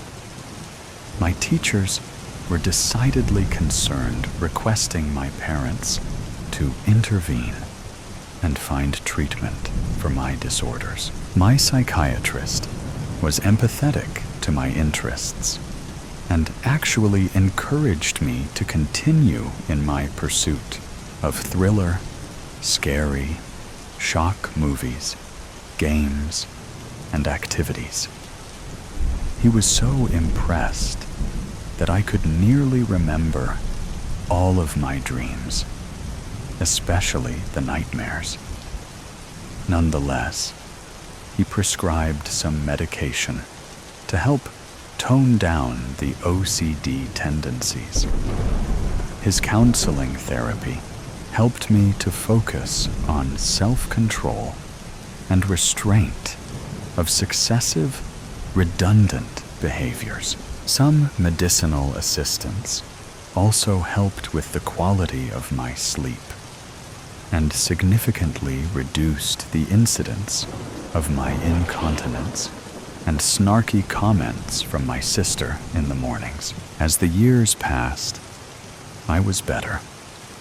I felt rejuvenated. I was able to manage my thoughts and actions even when I immersed myself in my hobby of collecting horror movies, stories, and the like. My dreaming remained vivid. Occasionally, I would wake during the night in a cold sweat. No night terrors. No hysterical yelping at night. Some of my dreams I would not remember the next day. Nonetheless, there were a few dreams over the years that plagued me. Most were insanely comically, like an elephant falling out a skyscraper window, landing directly on top of me. Another version had an upright piano doing the same thing. Still other crazy times had killer cows or piranha fish walking on land stalking humans. Nightmares with zombies, ghosts, or ghouls did not upset me. What was extremely disturbing to me was not knowing the source of the terror or evil. One such time, the gruesome source was found in a howling wind, which would transform itself into an array of terrifying beings, creatures, and nondescript things like a smothering ooze. I questioned why this malady of nightmares still plagued me. It was after such reflection on my condition, I decided to make good use of this nocturnal problem. I focused my career on writing horror stories, potential movies, frightening, dramatic plays. I became so good at my skills, I had the audacity to self-publish several stories. To my amazement, a producer in Hollywood got a hold of one of my published stories. Before I realized it, I had a smash horror hit on the big screen and a job creating, writing, and directing all kinds of media horror. I had made it to the big time. Blinding lights flashed all around me as cameras captured my profile at my film premieres. My fiendish ideas were making a huge success and making me rich. I was still actively struggling with my insomnia, despite my success. A deep sleep was rare for me. I shrugged it off as a consequence of the pressures of Hollywood and being recently married to a harlot of a wife. I shared with my therapist about how gruesome and sinister my nightmares had become. Yet, I justified those nightmares by citing how they were good fodder for my films and future ventures. I remained undaunted as I counted my gold. My career was literally driving me mad with ghoulish creativity. After all, they were just dreams. Maybe bad ones, but just dreams. They would remain in an ethereal state of mind until I gave them life.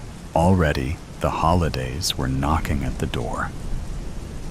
In Hollywood, one determines the seasons by the storefront displays on Rodeo Drive and Melrose Avenue. Christmas was a mere month away. I was hoping this year the holidays would provide a peaceful respite from the hustle and bustle of shopping, my dreams, and all else. I was looking forward to the splendor of the season, bringing me some peace and much-needed rest from my constant night terrors. A few friends tried to coax me to attend church services to aid in my recovery. I declined. Churchy stuff was just not on my agenda this or any holiday season. With the house decked out in a few feeble decorations and no annoying carolers singing at my door, I decided to cozy up in my recliner for a peaceful nap, or so I thought. All of the pressure of my job and the haunting dreams had taken its toll on my body. I fell asleep instantly. I am not sure how much time had passed, but I awoke to a strong smell of sulfur, followed with a blast of very hot air. I felt something was wrong as I rose from my recliner. At first, I thought it might be a fire, but my immediate surroundings were strangely altered. Any light in the room quickly faded. It was nearly pitch black. A pinpoint of light emerged from a distance. It grew larger as it advanced toward me. Strangely, the light spoke to me. From the day you entered this world, and now to your grave, your soul has been marked for me. This is the beginning of eternity for you. You are now my child of the darkness. You are now a prisoner in my realm of depravity, defeat, and despair. Your soul is a good fit because of your perverted thoughts and sinister desires of your corrupted heart. I was stunned. I stammered out a question at the light. Who are you? And why are you visiting me? I heard clattering noises and voices in the background. The light said, I have several names. I am known as the Day Star, the Morning Star, Lucifer. In a bellowing, prideful voice, it said, I am the accuser. Instantaneously, a terrifying dragon appeared, hissing fire and sulfurous acid as it spoke these words. I am Satan, the deceiver and devourer of the whole universe. I was incredulous and could not speak. The dragon continued on.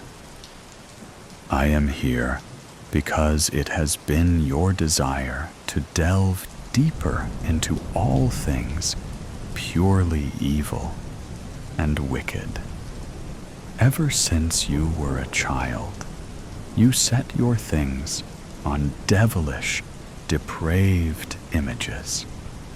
I filled your mind with them, but you were never satisfied, always wanting more and more to fill up your lustful yearning for the macabre. You became successful at using my craft of malevolence in this world. Now it is time for you to repay me for all that I have given you. I frantically looked for a way out. There was none. With a trembling voice, I said, I never asked for this. Since I was a child, my nights have been filled with extreme anxiety and insomnia. You made my life a living hell. Satan quickly responded, My boy, my foolish boy, that is exactly the point. Your fascination with wickedness and death have preoccupied your mind through your entire pitiful life. I just gave you what you wanted. A living hell. You devalue human life with wretchedness and contempt by the monstrosities you have created. That is what your heart desires. Satan chuckled through his explanation. He showed me a vision of human faces etched in despair. I heard voices crying out in blood-curdling wailing. There was incessant gnashing of teeth. Flames engulfed the disembodied faces. Roaring conflagrations of intense fire and heat spewed from the vision, causing me to fall back. I was mortified and overcome with great fear. Satan spoke again with confidence. You are trapped by your earthly desires. There is no way out. My final gift is for you to capture the misery, hopelessness, and utter terror of hell in your next earthly venture.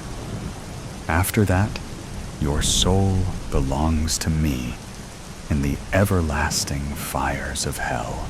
In protest, I declared, Oh my God in heaven, no way on God's green earth do I plan to spend eternity with you, you ghastly vermin of mankind. At the mention of God, Satan cringed. He vehemently argued, I took care of him 2,000 years ago. I made sure he was dead, this self-proclaimed prophet, called the Christ, who called himself God. He healed pathetic people, but he could not save himself from a cross of death. I won, and now I am the victor of everything.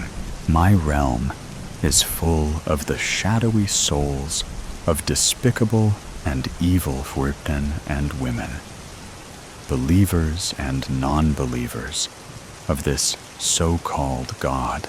I saw in that moment Satan trembling and doubting his words. That lapse gave me a moment to remember something from my childhood and the Christmases I had with my family. My mama would recount the birth of Jesus, the Christ in Bethlehem. She reminded me of my baptism of water into the community of believers in Christ. I remembered the peace and joy I received. That was a time when I had no nightmares, no night terrors. These memories made me feel stronger. In my boldness, being filled with the Spirit, I proclaimed to Satan, regardless of my sordid past and sinful actions, you, Satan, have no claim on my soul. Your lies and indictments are not binding, because Jesus, the Christ, came to your insidious place to proclaim his victory over you. Where, O death, is your victory? O death, where is your sting? Satan cowered at my words. I continued with amazing fortitude. I believe in God the Father, maker of heaven and earth. I believe in Jesus, the Christ who suffered, died, and rose again for my sins. You, Satan, are a liar, and the truth is not in you. You are damned, but I am not, because the Christ has forgiven me of my iniquities and wretchedness. The Christ is my way out of this nightmare. Begone, Satan, in the name of Jesus. A thunderous rage poured out like earthquakes, volcanoes, and raging storms, simultaneously erupting from the evil one. Instantly, Satan departed, and this frightening nightmare ended. In his wake, a blinding light emerged. I peered at the light. I saw a star hovering above a man and woman, gathered at a crib of straw. In that crib, I saw a baby wrapped in cloth, and the space around me was illuminated with an incredible light. A great peace descended upon me, releasing me of my terrorizing night afflictions. May your dreams be filled with joy and peace of the baby whose dream became reality to save man from himself. There were shepherds living out in the fields nearby. It was night, and they were taking care of their sheep. An angel of the Lord appeared to them, and the glory of the Lord shone around them. They were terrified, but the angel said to them, "Do not be afraid. I bring you good news. It will bring great joy for all the people. Today in the town of David, a Savior has been born to you. He is the Messiah, the Lord. Here is how you will know I am telling you the truth. You will find a baby wrapped in strips of cloth and lying in a manger. Suddenly, a large group of angels from heaven also appeared. They were praising God. They said, "May glory be given to God in the highest heaven, and may peace be given to those he is pleased with on earth." Virus, I am so crushed by time. Time and these oozing wounds and the rotten flesh, like mealy apple that is my chest cavity. Rotten skin and an infected mind. Gangrenous parietal.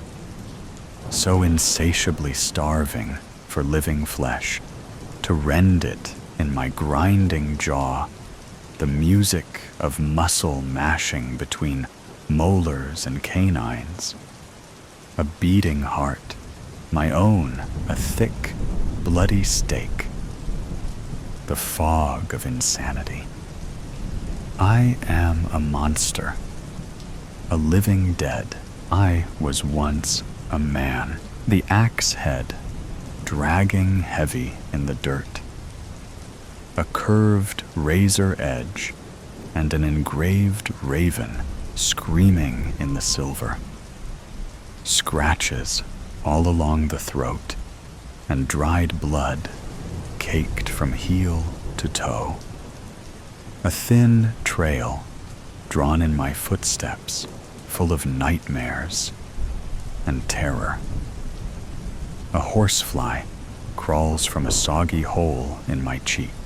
Up ahead, in the cobalt blue between night and dawn, a cabin with windows boarded and the door barricaded. Faint whisper of light on the eastern rim, hope pretending to be where it's certainly not. Or is it truly there? Does hope still exist when your own has gone from the world?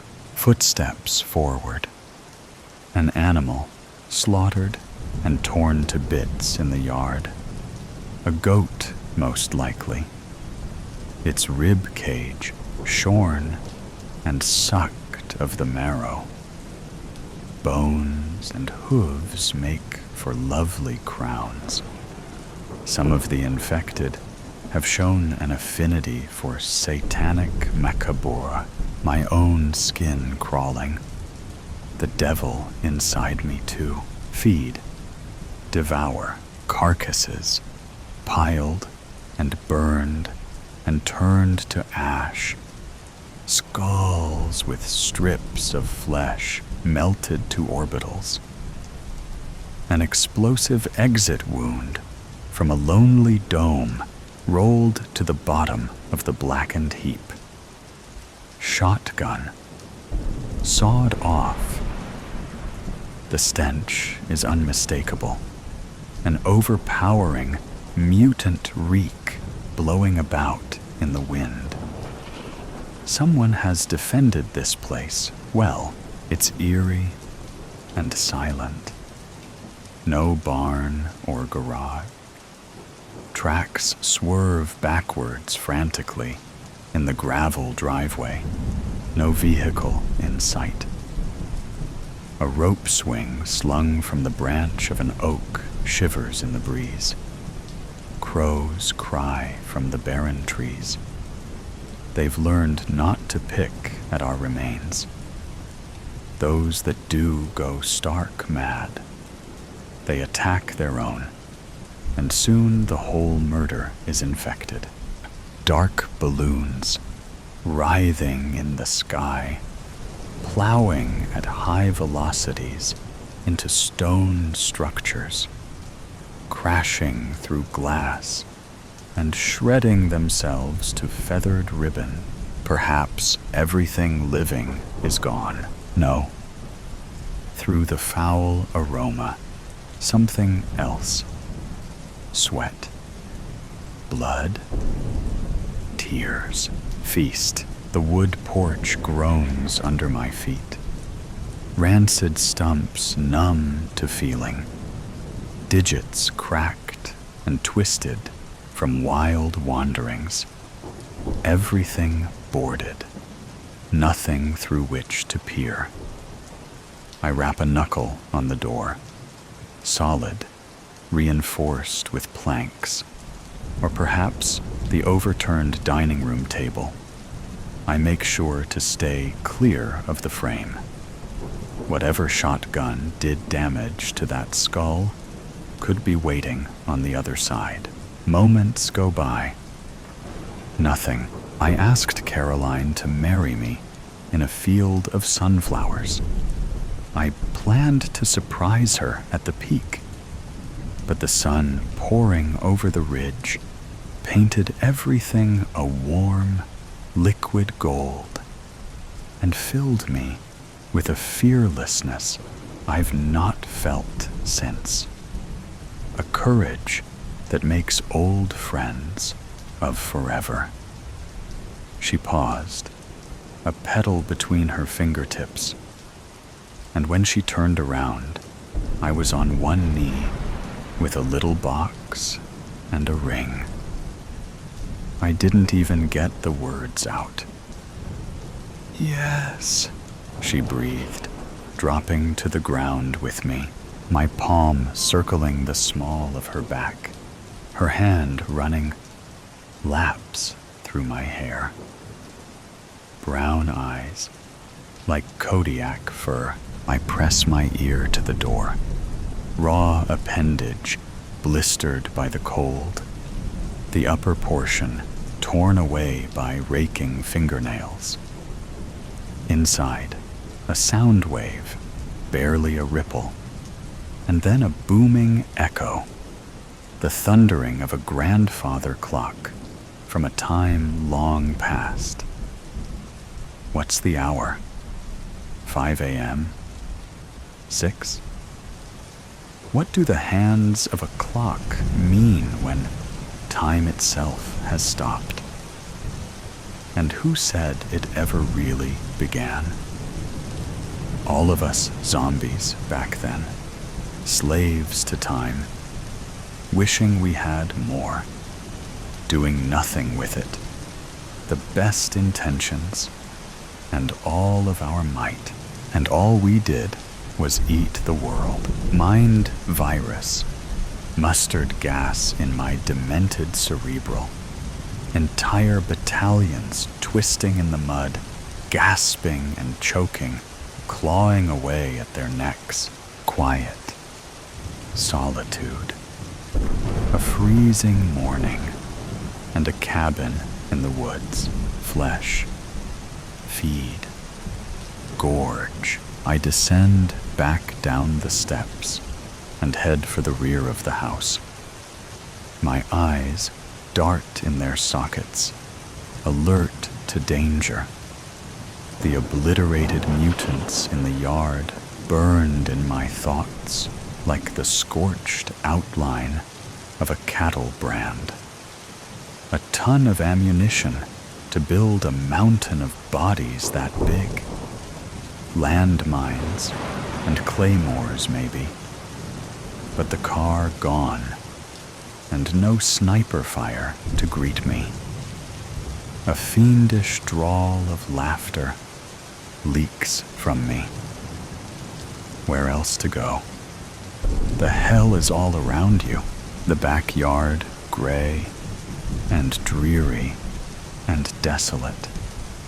Spindly trees like crooked skeletons, and a rusted weather vane plunged into the earth. A playscape with a slide and tunnel. Haunting emptiness. Abandoned next to the playscape. A purple big wheel with pink streamers taped to the handlebars, and Disney princess stickers pasted all along the back seat. Ice in my fingertips and chalk in my throat. A rupture in time and a memory forced to the surface. Winter sunlight streaming through the living room window, and a cinnamon aroma wafting through the hall. evergreen needles and ornaments sparking within, icicles and candy canes and crimson hearts adorned with all of our smiles, thrashing, tearing, ripping, the wrapping paper undone while she giggles with glee. "Wow!" she hollers, animated as a cartoon coyote losing its top. "Yay, Daddy!" She bounces up and down in the rubble, the paper crunching and crinkling beneath her, a smile on my face, and Caroline's hands on my shoulders. She kisses my cheek and rests her chin on the top of my head. "Oh, what did you get her?" she asks, the size of the box exasperating the tone in her voice. Surely there's nowhere to put it. Not in this tiny space. "It's a big wheel, Mommy." She's flipping it sideways and shoveling away the mess to give her mother a clear view. Her eyes beam with excitement, and electricity crackles in the room. Fleece jammies and wool socks floating a few strands of her strawberry blonde locks in the sunlight. "Can we take it out, Daddy? Can we?" She tugs at my arm. "It's all right with me. Ask your mom, though. Even Daddy has to ask Mom when he wants to do something around here." She bites her lip. She can be annoyed by the box occupying half the living room, or the childishness of her husband's silly, untrue joke. But what she can't deny is the thrill in her daughter's voice, or the simple joy that arises within a child when they receive a bike on Christmas. "Oh, okay," she relents, but coat and boots on Missy. "And take your father with you. I've got a breakfast casserole in the oven, and I still have to ice the cinnamon rolls." Gabby bounds from the room cheering. "And you?"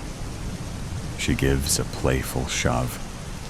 "Get that box down into the dumpster before I tape you inside and return to sender." I wrap her in my arms and take her down to the rug. She shrieks and we laugh and kiss, rolling around in the mess. The empty playscape again, front and center, and the big wheel lonely on the hard ground. Rage surges through me. I have the sudden urge to split a living thing in two, to pin its entrails to the wall. My hunger is an ocean, a quick twitch, wretched suffering, and a tweaking need for flesh between my teeth. There's a log on a stump from the before times when smoke from a chimney wasn't a sure way to get you killed. I raise the axe over my head and unleash an animal howl. I bring it down savagely, splitting the log in two, and the stump 3/4 the way to the ground. Rage. Feed. I pry the axe free and return my gaze to the cabin. Something unexpected. The back entrance is exposed. The door's been ripped from its hinges. It lies mangled 10 yards away. Darkness in the frame. Silence. No movement, but my own steps forward. A snarling in my mind. An impatient unease. I pick up a stone and lob it through the door. No hail of gunfire. No screams shredding the silence. I hold the axe steady and enter. A trail of blood on the kitchen floor and a shattered coffee pot nearby. Jagged remains of dishes scattered everywhere. Bullets in the wall and casings at my feet. A confrontation. But where are the bodies? Or at least the remains? Somewhere near. The scent is stronger, and the sound audible through the door. It's clearer now. A radio. There's a radio playing. It's coming from the living room. More blood on the carpet. Not just droplets, but messy splatters with a darker hue. A more gaping wound. An open artery. A bigger chunk removed. A green light blinks in the bookcase. The radio mumbles away. My monologue's out of control. I found the hole where the happiness goes. Lump in my throat, and a throat in my tongue. I'm gonna scream at the top of my lungs. You get lost in the ocean. What do you do when you are so broken? The flood, the feeling comes over. How are you so loved and so lonesome? I press the power button, and the noise ceases. Starving. I'm so starving. And sun-stable calm has bloomed within me. A hurricane eye still and silent, outside of which the chaos of the universe churns. A chaos untamed by the God that created it. What God? So much hatred in my heart. If infinite wisdom allows for this, then I wish to remain a feral beast forever. Up the stairs I go. In the hallways is where I find them. An infected with its head blown off, gushers of blood pooled in a lake around its body. Rigor mortis set in long ago. The creature's bony fingers have curled and cemented, its spine stiff as a folding board, and the smell putrid even to me. Black flies feasting on the carcass. A rat scurries from the gaping hole in its neck. The man of the house sat up against the wall at the end of the hallway, a shotgun blast through his heart. I bare my teeth and lean in for a closer look. Yellow in his eyes, in his fingernails, claw marks on his neck, infected by the thing he slew. Took his own life to avoid the fate of us. He's a weak dead, at least. No use to me. I crave flesh that's alive. There's nothing alive here. I reach into his pocket and find an unused shell. I slot into the shotgun and tuck the weapon under my arm. I descend the stairs and head back outside. I make for the woods behind the cabin. Maybe I can kill a buck and drain its blood, enough to sustain me while I hunt. Icy dew on the hard ground. It cracks beneath my steps. I stop in my tracks, and a hellish grin spreads slowly on my cracked lips. What a gift of the virus. The nose of a bloodhound.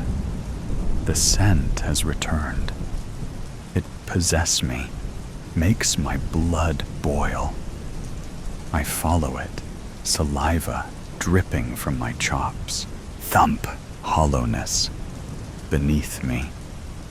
I roll onto my toes and then back on my heels. A creaking, and then a soft whimper. I can hear the blood rushing in their veins.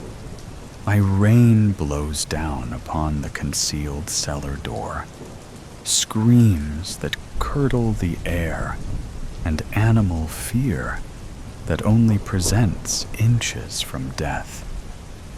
I jam my heel into the destroyed wood and rip the pathetic thing from its hinges. I descend down, feeding time, a woman in tears and shaking uncontrollably, the virus propelling me forward like a demonic puppet. So dark in here, just a single lantern, and still barely any light in the sky.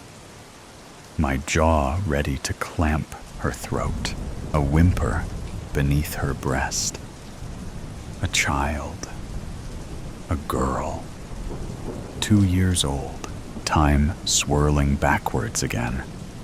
Terrified screams, creatures tearing through our home, crawling on the walls and ceiling. Caroline sprints to the truck, Gabby bawling in her arms. The pistol barks in my hand. A bullet explodes through the eye of a pursuing mutant. Now I'm tearing after both of them, heart in my throat, the fear of God releasing atmospheres of adrenaline. I rip open the cab door, but it's too slow. The creature's claws are in my calf, and he's drawn blood. I waste him with the last bullet in the chamber and fall backwards, dragged to the pavement. I can feel it surging inside of me. Caroline screaming, my face in her cupped hands, hot tears streaming down, foam in my mouth and violent convulsions. My windpipe is constricting. Go. I breathe. Caroline. Go. No, she cries. No, I won't leave you. Jagged needles of pain shooting up and down my limbs. Feverish sweat pouring from my glands. Go, or I'll kill you. She clutches harder. No, I won't. Yellow sun bursting in my corneas. Boiling rage and insanity beginning to blink its horrible visions. I take a final look at my baby girl. Then my last words before losing control. Go, or I'll kill her. The Jeep roars from the driveway, gravel dust clouds, and descends upon me. Wailing with her hands, pounding the glass, is Gabby. In her grip, her little Jonathan husky doll, time present again. In the dark cellar, a mother and her daughter. And in the terrified girl's hands, a stuffed beagle. Her own Jonathan. I jolt backwards, the cords in my neck straining under great pressure. Oxygen has evacuated my lungs. Kill, feed, musty in the cellar. A dankness that comes with the dark and wet. Go, Caroline, I won't. I collapse to my knees and retch. Blood in my eyes. Ravenous hunger that grips me. The woman clutches her girl and cries. She rocks back and forth, covering her daughter's eyes. No, I can't. No, I won't. Choked words between the retching. I won't leave you. Go, or I'll kill her. The fury is about to take over. I can feel it cresting into the abyss. one last shred of humanity inside me. My daughter's eyes in my soul. I clasp the shotgun and slide it, panicked, across the cement floor. "Do it!" I scream. But the virus has taken everything, and it comes out as a wild, maniacal howl. I'm overtaken, completely overrun. There is no more of me left. She lunges for the shotgun. I lunge to feast. A blast shatters the morning. There is no more of me left. Sayamontes, do not enter. All men to the gates, I ordered. Run, run, fast. Take your torches. Take your weapons and armor. Just go. Go now. Fire. We need fire in the pits. All of them. Sonia, please, go quickly with this torch. Light. We must have light. The rest of you beautiful women, I depend on you to help me protect Sayamontes. Will you? That was all I had to say, as they took action barricading the massive castle doors. It was too late when the guards alerted us. There had been a breach at our southern gate. This was unprecedented. 24 people against our population of 69. Were they stupid? Sonia approached me as I sat on my throne. It is finished. I have set fires around the perimeter, she said. Don't panic, don't panic, I said to myself. Then Daniel, who was a little older than me, rushed to the throne, all covered in blood. I made it. I made it back alive. I had to see your face one last time, my great leader, cried poor Daniel. Then he collapsed. He did a face plant right at the foot of my throne. A knife protruded from his spine. Oh my. Is he dead, Sonia? Oh, check him, please, I begged. No pulse. He's dead, she said as she closed his dead, bloodshot eyes. I'm so sorry, Martha. It's great leader. Remember? I said softly, but harshly. Oh, I'm sorry. It just slipped. All right. Go fetch me some wine. I did not know how many casualties we had. The fight had just started. I needed answers. It took her a few minutes, but Sonia returned with 2 bottles of Cabernet. Sonia, my brave friend, you have always supported me. I've cried on your shoulder many times. I need you to hide. Hide in the dungeons. Take fire and water. Pack as if you are going away for a long winter trip. It gets cold down there. Take blankets. Make 2 trips if you must. If something happens to me, and I'll put it in writing, you will be heir to the throne. But great leader, go, I ordered as I teared up. Yes, I'll go, but yes, the absinthe. May I? It's yours. You'll need it more than me. I've got my wine. Actually, fetch me 1 bottle. Before you leave, we'll have us a drink. Yes, great leader. Do you want sugar cubes? I can light it up. Or do you want it straight? Before I could answer, we heard screams coming from one man on our side of the gate. Such brutal screams.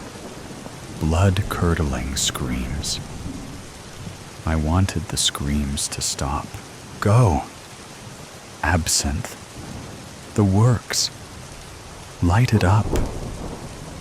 Oh, dear Lord in heaven, if you are real, if there really is sin, then forgive me for what I am about to do. I took off my crown and placed it on the throne. I dressed myself in chainmail armor, and Sonia returned with the drinks. Where are you going? Why the armor? She asked as she put sugar cubes on a silver slotted spoon. She then lit the drinks on fire.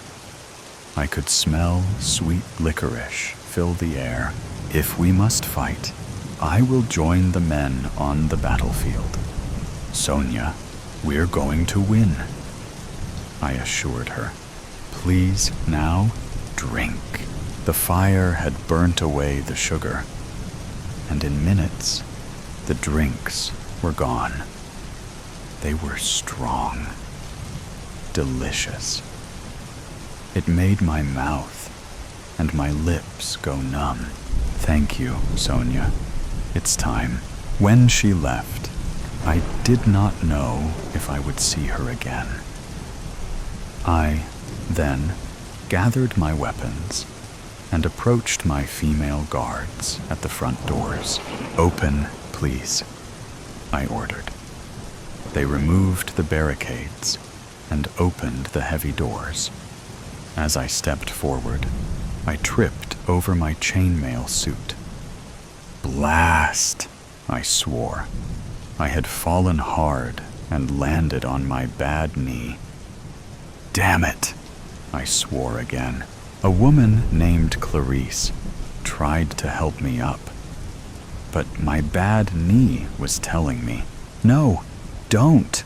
You must go back to the throne, great leader, said Clarice in her uniquely soothing voice. I did not want to go back, but I did. I quickly put it in writing my plans for Sonia. Then, finally, the screaming stopped. I felt my stomach drop. Could it be over? Or could my men all be dead or captured? I needed more answers. I stared out the open doors and into the darkness. It was the longest minute of my life.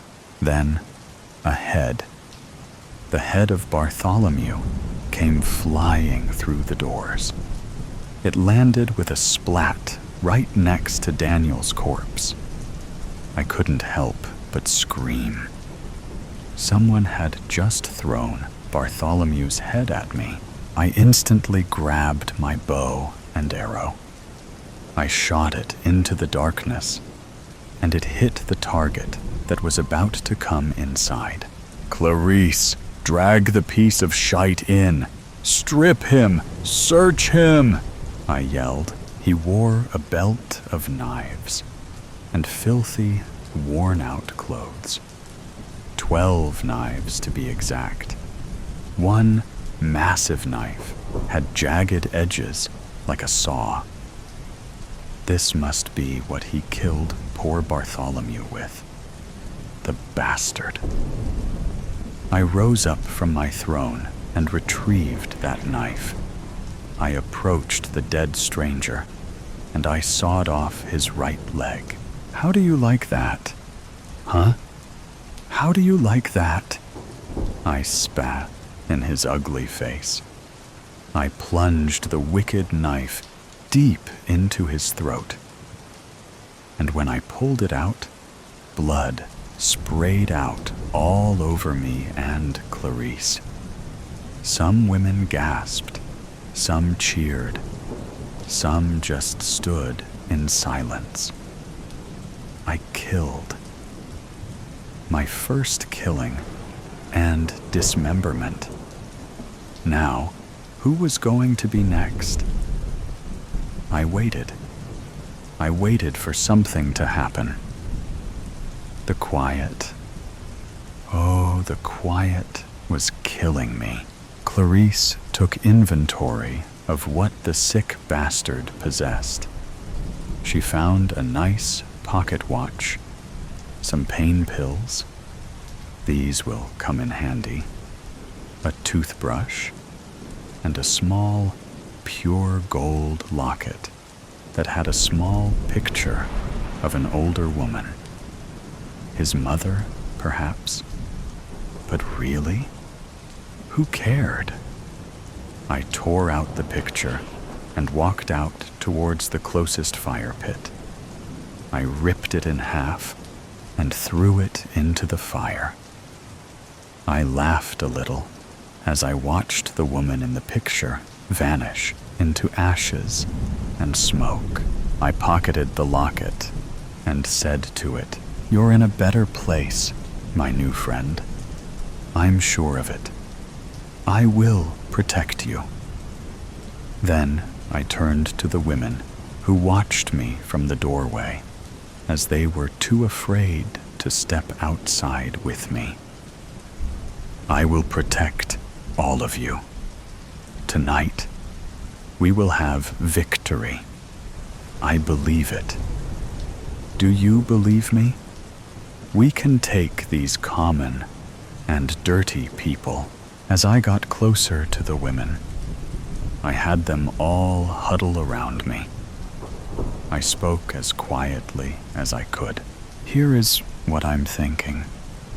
We spread out around the fortress, stay close to the fire pits, as we shall light our arrows on fire and kill these common fuckers." Then it happened, and my heart just broke. An arrow flew right past me. It almost hit my head. A great assassination attempt. It hit Clarice in her left clavicle. She collapsed. "Spread out. Shields up," I screamed. "Don't panic. Don't panic," I whispered to myself.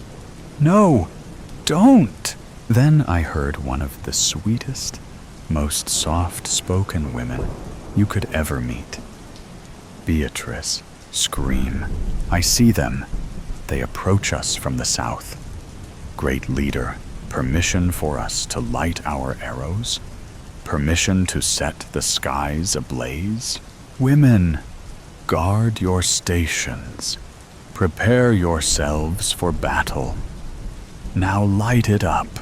Light up the sky. Aim!" And then I heard a male's soft voice whisper in my ear, "Peace. You have the power to make peace. Peace. Peace would not bring back Daniel or Bartholomew." "Fire!" I ordered, and the spectacle was amazingly breathtaking. The arrows lit up the south side of Siamontes. They landed in unexpected areas. In the trees, in the pond, in one man's shoulder, and beyond. I counted 3 fallen men from the first round. When the flames went out, it was so hard to see. Were they charging us? Where the hell were our men? I ordered another round to be fired. "Take aim at whatever moves. Fire at will," I ordered as I retreated to the bathroom to relieve myself. Even during these times, I felt it was important to be a lady. While the other women may be squatting in place, I preferred my privacy. There had to be more than a dozen men out there ogling them. There had to be. As I raced through the corridor, I stopped suddenly. I heard something behind me. Not screams, but footsteps. I proceeded cautiously, but was afraid to look back. I entered the bathroom. opened the stall door, and soon felt relief.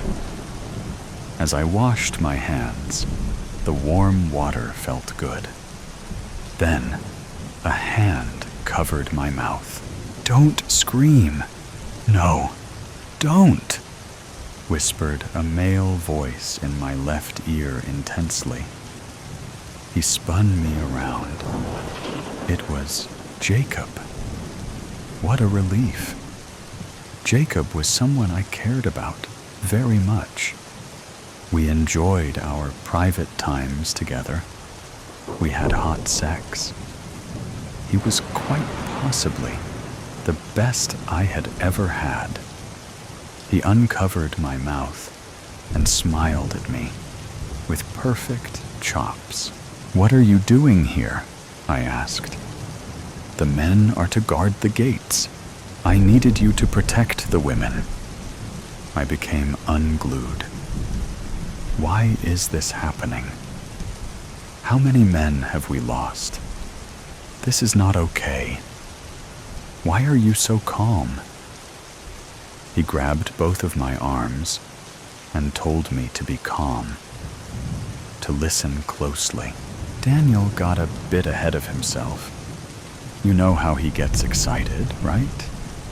Well, he just took off, running towards the southern gate. He had his torch, and we told him to stop, to wait. But he just kept running. Then his torch went out. It was like he just disappeared. We kept moving, and we were careful not to let our flames go out. Then I heard Daniel. "Oh my God," a phrase I would normally never use. They got him. We regrouped and discussed if we should split up. Bartholomew wanted us to split into 4 groups: north, south, east, and west. We decided against him, and he took off running north, back towards the castle. "I've been so worried," he said as he got choked up. Apparently, he did not see the corpse and the head by my throne when he entered Siamontes. I made sure it would stay that way, at least, until morning, or the end of the battle, whichever came first. "Jacob, I sent Sonia away to hide in the dungeons," I said as I wept. I miss her sweet face already. She was my kindred spirit, my best friend. I took a deep breath and reached for my document I had folded and slipped into my chainmail waist bag. Jacob read the letter with haste. "What's this about her being heir to the throne? You don't honestly believe these commoners are going to kill you, great leader?" I said, "Nothing. I hoped it would not come to that. But as the leader of my people, I had a responsibility to secure Siamontes, even through the event of my death." "Jacob," I whispered, "can we make quick love before we go back?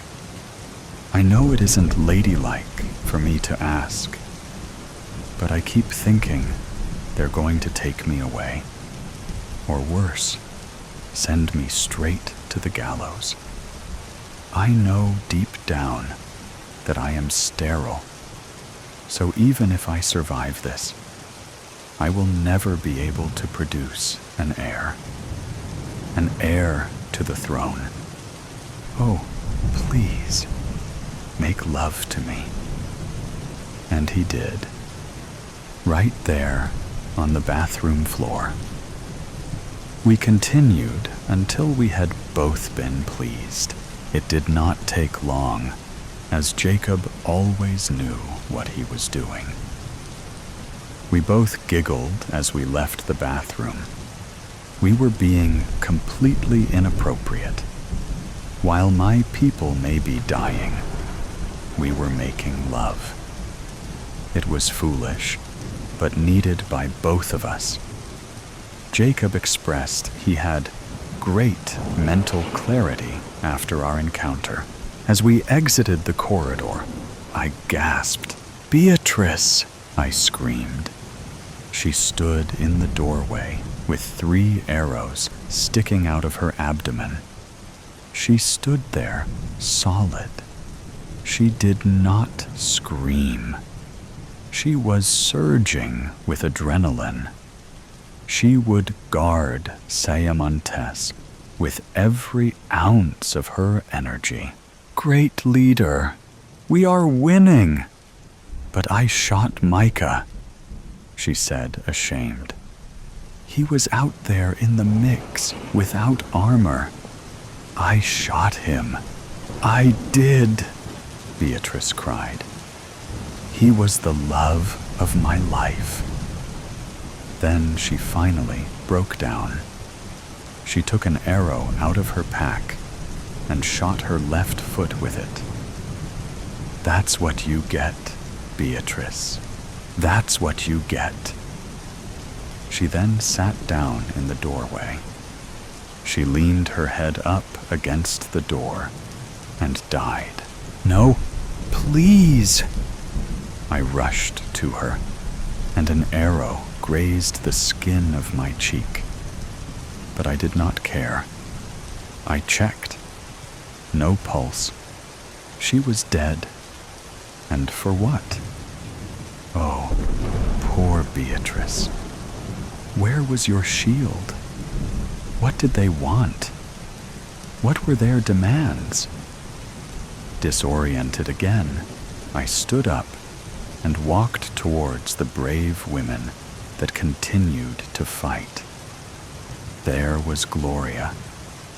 She always beat me at cards. Samantha never stopped smiling. I watched her for a moment. She was targeting one commoner, arrow after flaming arrow. She did shoot at the guy. She was having the time of her life. She smiled big and laughed. "Take that, you bastard," she said as she nailed her target in the forehead. Were we winning? I think we were. "Jacob," I paused. "Where are the other men?" "Jacob, we got separated. Separated in all the chaos." That's all I can say. The next thing I remember was being alone in the darkness. My torch had gone out, yet I was so careful not to let it. Then I found myself backtracking to Sayamontes, a deserter. Jacob was a deserter. He carefully reached for my arms, but I pulled away. Samantha raced inside, laughing. "Hey guys, look! They got my ear, and it doesn't even hurt." I shook my head. Was everyone losing it? I wish I had some feathers to give to Jacob as a symbol for his cowardice. Tar and feathers also seemed like a good idea. We could send him to the commoners on a rail. Do with him what you must, and leave the rest of us be. I want you to leave Sayamontes, never to return. I did not have to say any more. His time here was done. He knew this castle as well as I did. I folded my arms as if to say, "I'm done. Find your own way out." We were nearing the final stretch. I could feel it. As Jacob fucked off, I checked on my women. One by one, I checked on each of them. "Are you hungry? Can I cover for you while you take a break?" I asked questions like that, and no one took me up on my offers. They were such strong women who wanted to stand their ground. Such loyal women. A few had fallen, and they will be missed. Celebrated even. I returned slowly to my throne. At this point, I wanted to saw off my own leg. It hurt so bad, Sayamontes, I muttered. You shall always be mine. I heard chatter coming from the women outside. Frantic chatter, or was it excitement? We caught one, exclaimed Miranda, one of our oldest people. I shot him right in the caboose. He's down there by the bridge, crying. The pathetic little cur. Come with me to go fetch him. Come on now. Usually, I give the orders. But when Miranda says to do something, you do it. She led me to the commoner. My heart raced as we approached with extreme caution. I did not know what to say, what to ask him, so I said, Why? Why are you doing this? You're all going to die. The man just panted and stared at me for what was the second longest minute of my life. Then he said, You got a pretty castle. What's it called? Sayamontes, I said, as I withdrew that wicked knife. I handed it to Miranda. Now saw off his head.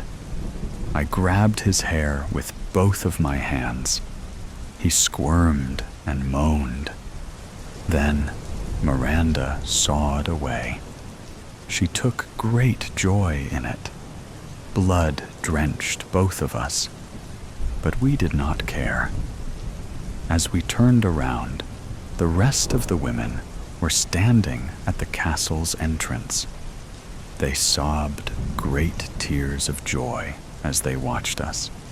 Even Samantha was crying. That never happened. Could it be? Was he the last one? Was it over? I grabbed Miranda and held her close. I kissed her forehead and said, Oh, Sayamontes, my beautiful castle filled with my beautiful people. Say, let's go get cleaned up. Tomorrow we can start a new chapter.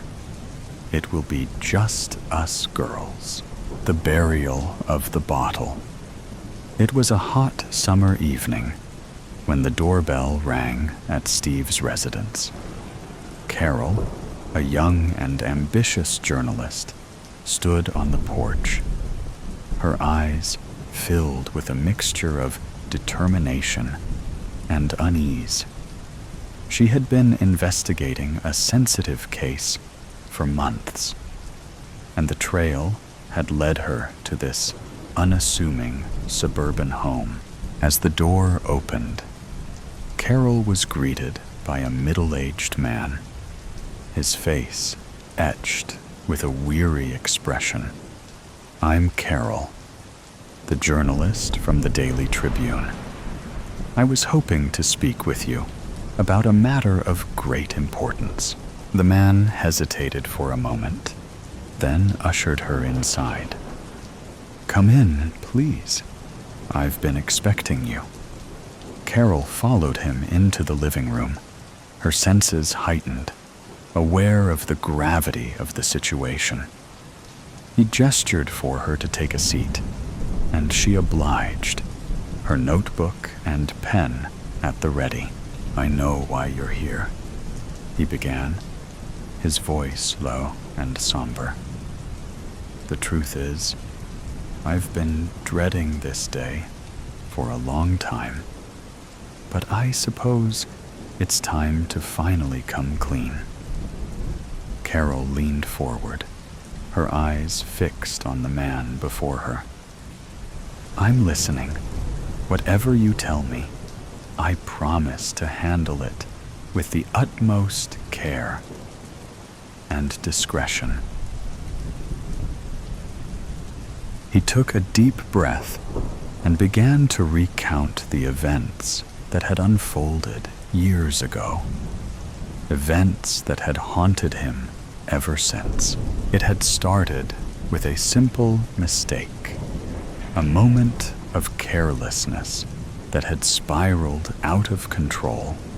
Steve, a respected accountant in the community, had been tasked with overseeing a large financial transaction for a client. In a moment of weakness, he had succumbed to temptation and diverted a portion of the funds into his own personal account. At first, he had justified it to himself, telling himself that it was a temporary loan, that he would pay it back before anyone noticed. But as time passed, the guilt and fear began to consume him.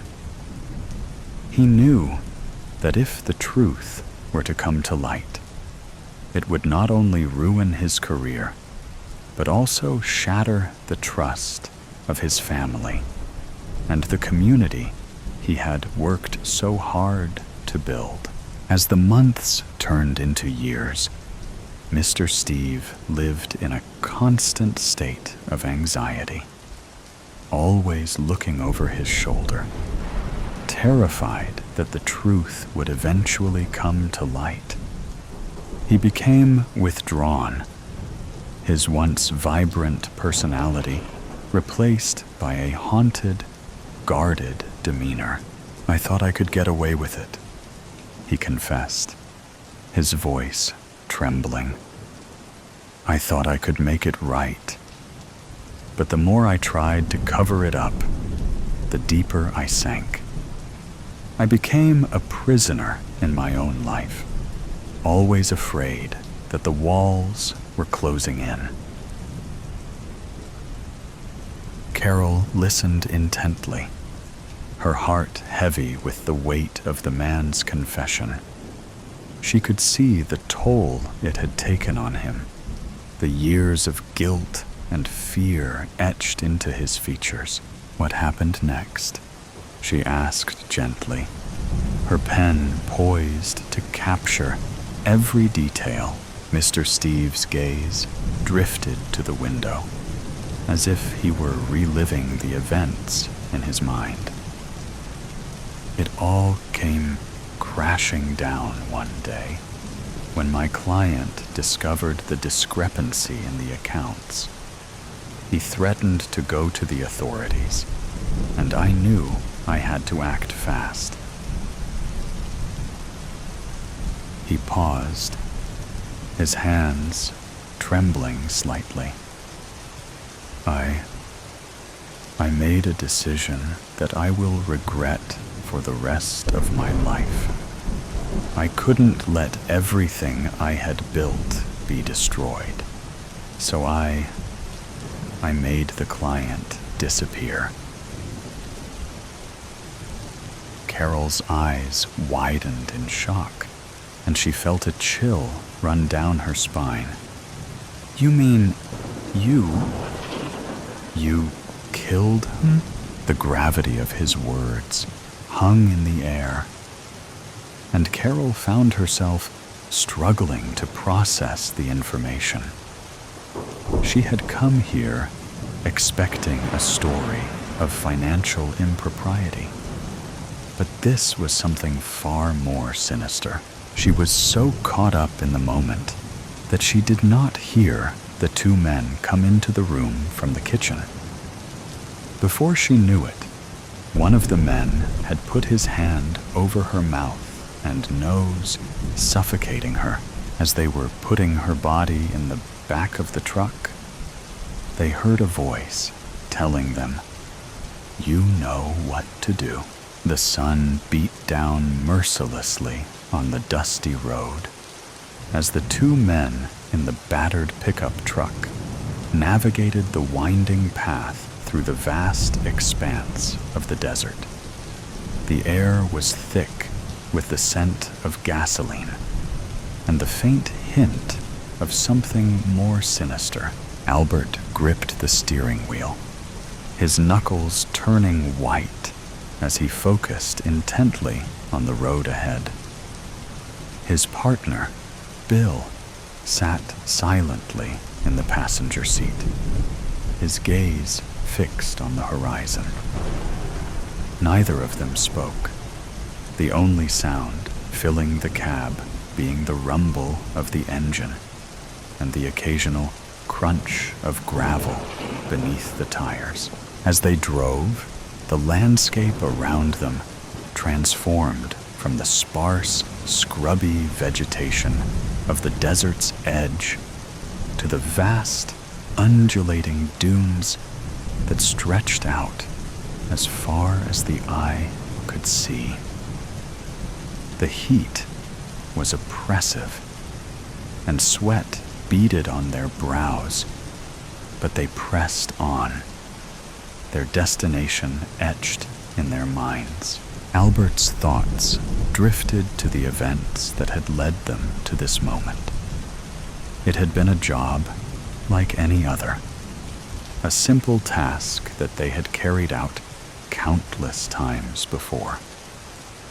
But this time, something felt different. Perhaps because they had never killed a woman before. Now, they were tasked with the grim duty of disposing of the body, a task that weighed heavily on their minds.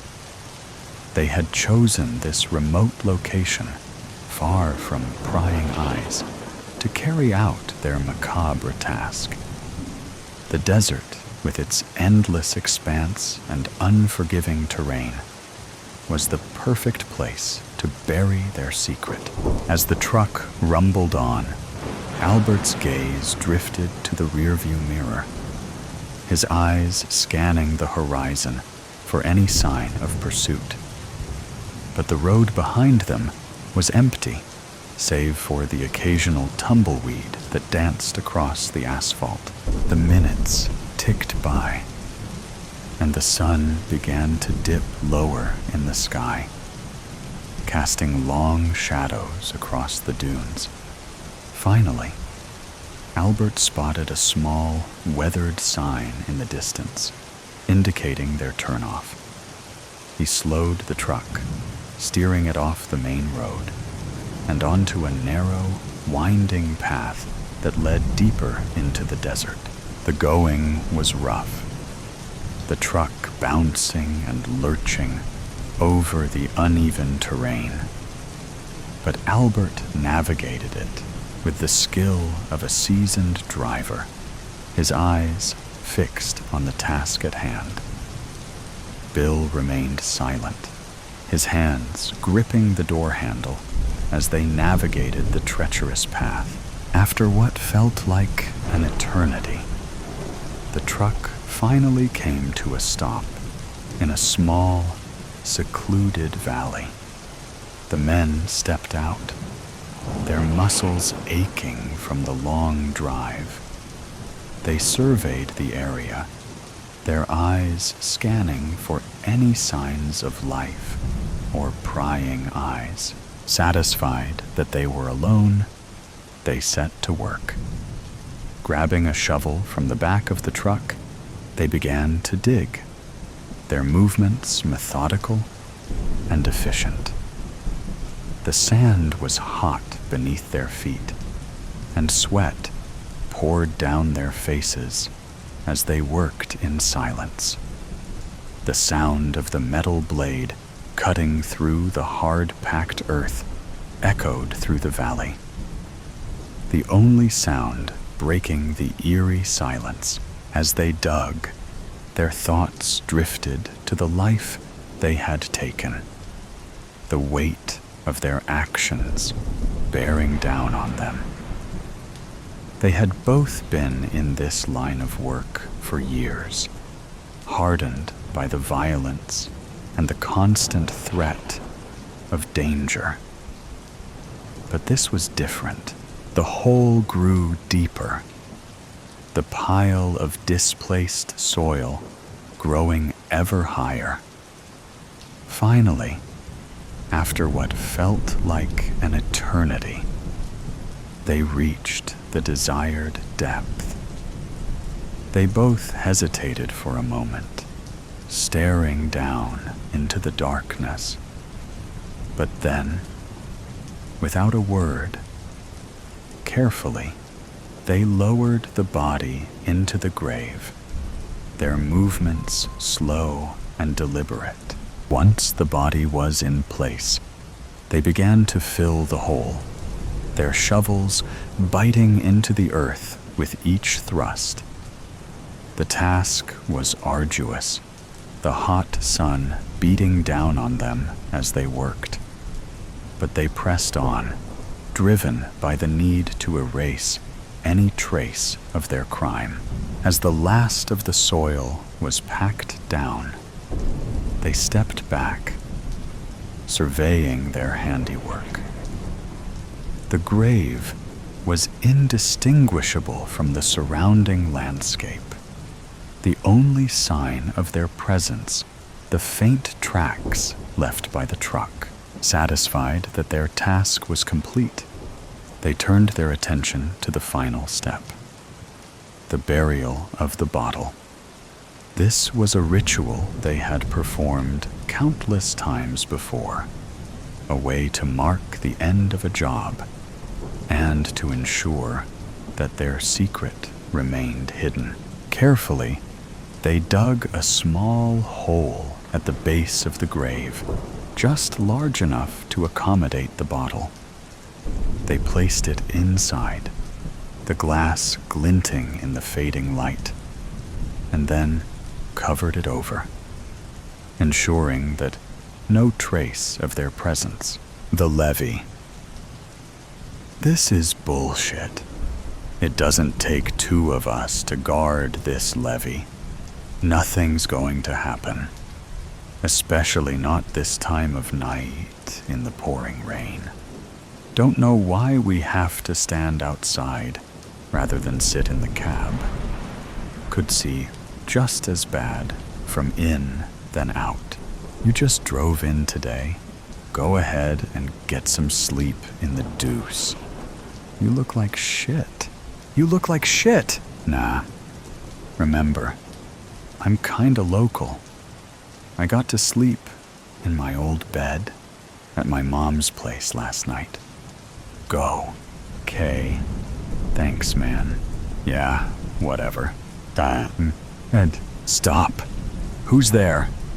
This levee is under the supervision of the National Guard. Turn around and return the way you came. Sorry, young man, but we can't do that. We don't want trouble, but we gotta do this. It's the only way. Mr. Hicks. What's your tag there, say?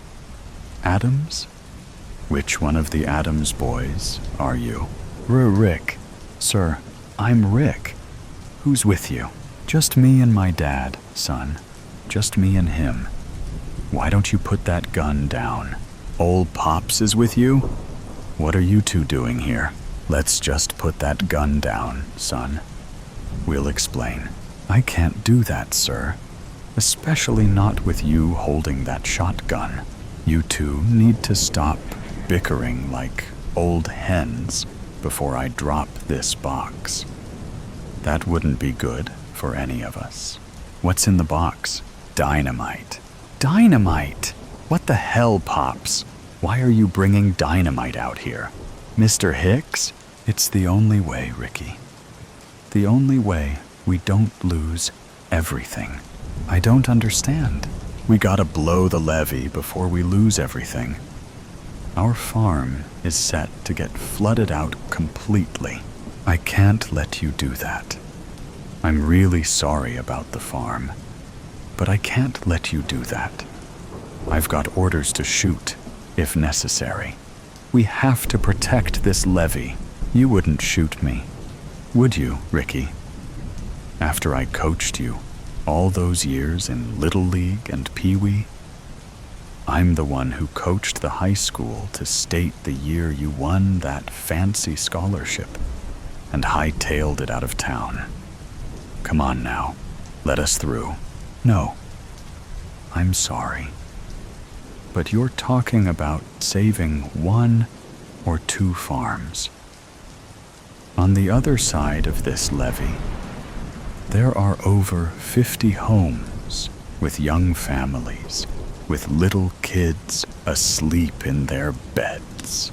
Bullpucky boy, we heard the evacuation orders for the whole area on the radio. Ain't nobody there. They were even going to evacuate the old folks' home. This one keeps trying to put me in. We waited 2 days. Everybody should be gone. We ain't no murderers. That's exactly what you're about to be. If you've been listening, you know that evacuation didn't happen. My grandmother's down there right now. And all those families. What, Amy's, do you mean down didn't happen there? What? You said you've been listening to the radio. Well, power went out a bit after the evacuation orders were first announced. What do you mean it didn't happen? The levee up toward Summitburg on the other branch failed. It took out the island bridge. They can't evacuate. You said aim. Your gran is down at the old folks' home. Why didn't your ma bring her home? She should be home. Kara never did like your gran much. Figures she left her there. Your father is rolling in his grave. Hey, we tried Pops. She refused to leave. She insisted she can still help. Stubborn as a mule. That's your gran. Help with what, for God's sake? Just before the bridge went down, the med center went under. They saw that coming and had already evacuated everyone. Doc and a couple of nurses threw everything they could in the ambulance and set up in the nursing home. It's now the only medical facility in 3 counties. The Emergency Services Center went under, too. Grandma's running triage and dispatch from the night nurse station. Ha. Yup. That's definitely something she could do in her sleep. She was a Spitfire Army nurse, then spent probably 30 years running that dispatch before retiring. Well, holy. But our farm? Bill, hush. Private. Have your engineer types checked out this levee? Is it going to hold if it keeps raining like this? They're not sure. There's some work supposed to happen tomorrow if this rain lets up a bit, but it's mostly wait and see. You got a radio, private? One I can reach your gran on? I'm supposed to keep it on the guard channel. Just for a minute. No one will know it was your radio, and not a personal one. Please. Okay. Here, Amy Adams. You there, sweetheart? It's Hank. Hank Hicks. You get off this emergency channel. This is for business. Just one quick ask, hun. Can you get word out for anyone willing to come by my place and drive the cows from the dairy barn across the road into the hills? I'm not there, and it's going to flood in real quick. My grandson, Mike, worked for you last summer. He's right here. I'll send him and anyone he thinks can help. Thank you, sweetheart. I gotta go. Dad, what was that about? We can be back in plenty of time to drive the cows out ourselves. If it even comes to that.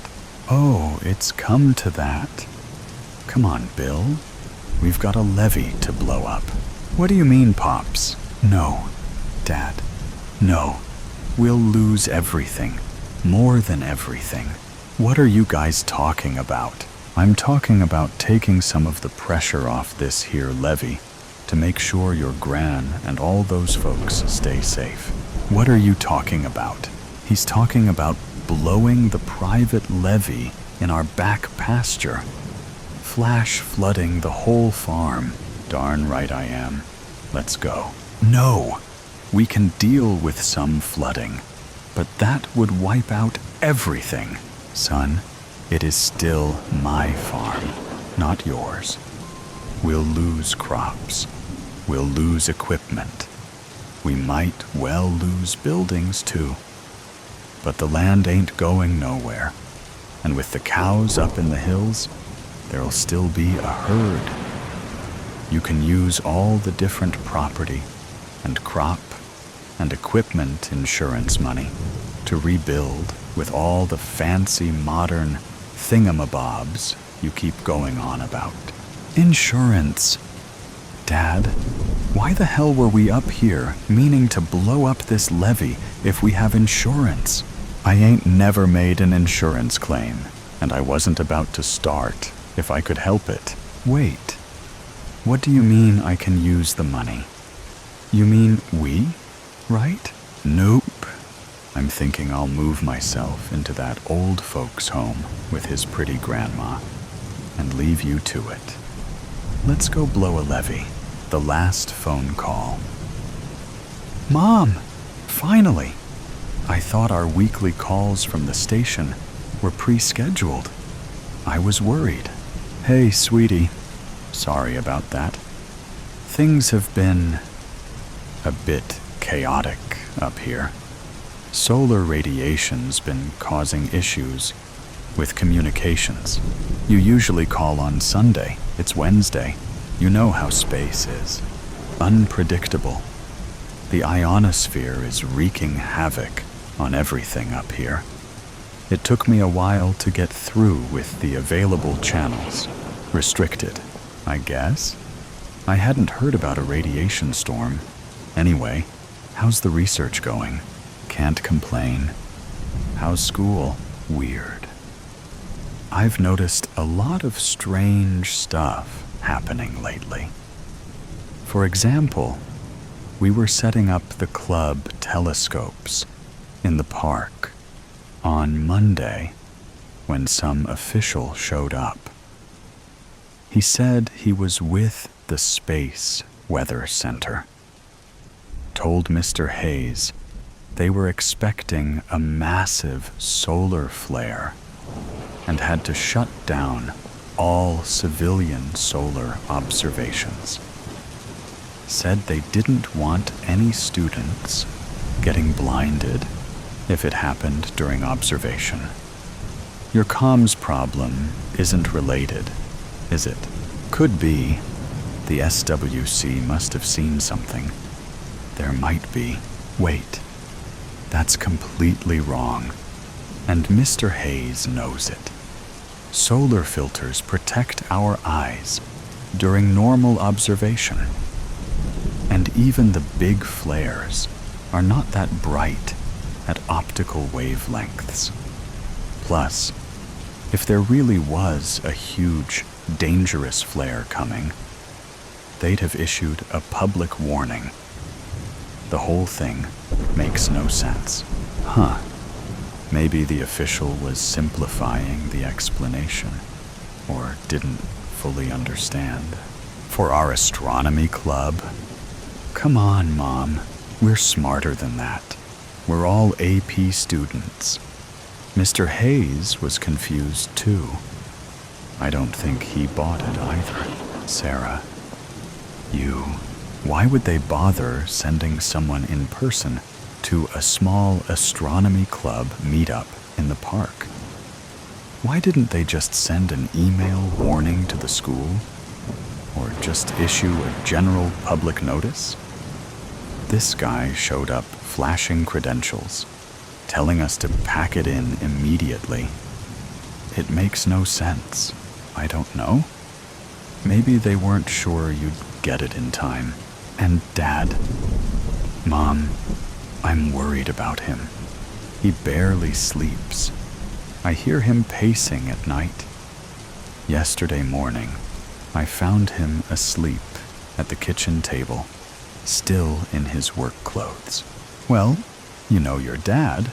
He's just under a lot of pressure, more than usual lately, always taking his work too seriously.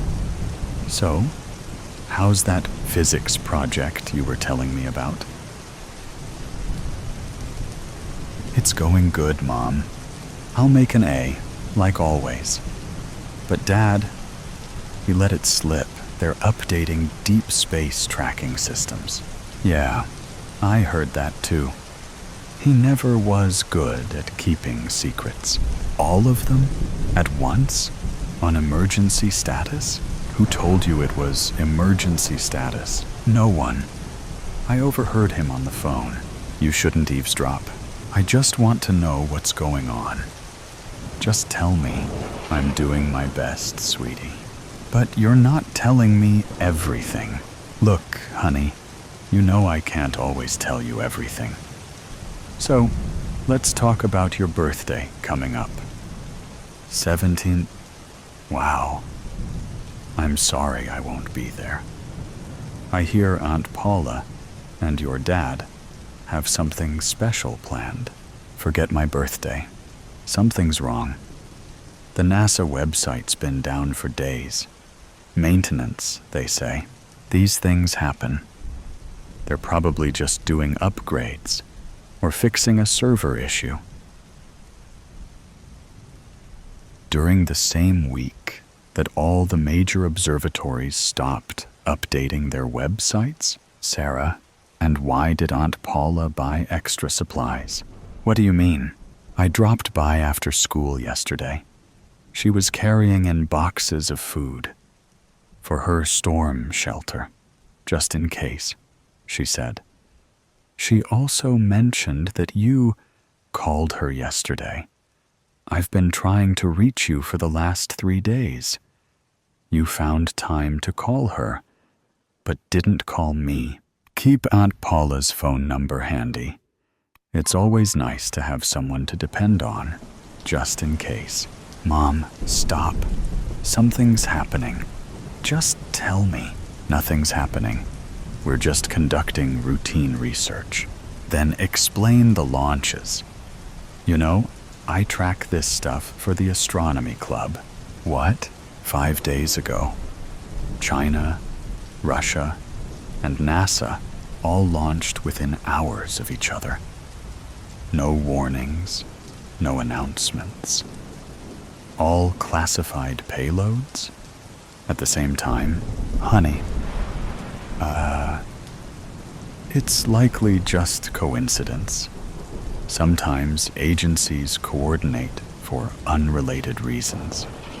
You know, NASA likes to cooperate with other agencies.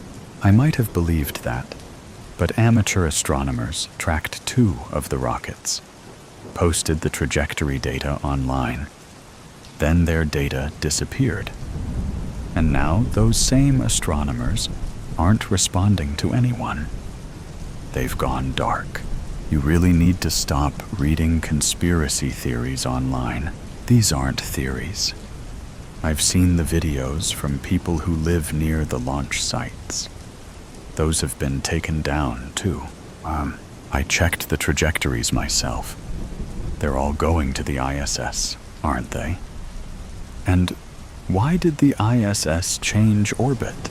Sarah, NASA's. It's complicated. Just some specialized equipment and for our research. Okay? The Russians are sending up new cosmonauts. The ISS is just performing a standard maneuver, Sarah. Space debris is unpredictable. You know how it is. Nothing you need to worry about. Really? China finally claimed it was a weather satellite launch? Why did Russia lie in their announcement today? They said it was engine testing. And why hasn't NASA said something? These things are complicated. No one launches secret missions in perfect sync by accident, Mom. Remember when you taught me about Occam's razor? Sarah and the astronomy forums are going crazy about something near Jupiter. But the posts keep disappearing. Internet hoaxes. Don't believe everything you read online. No?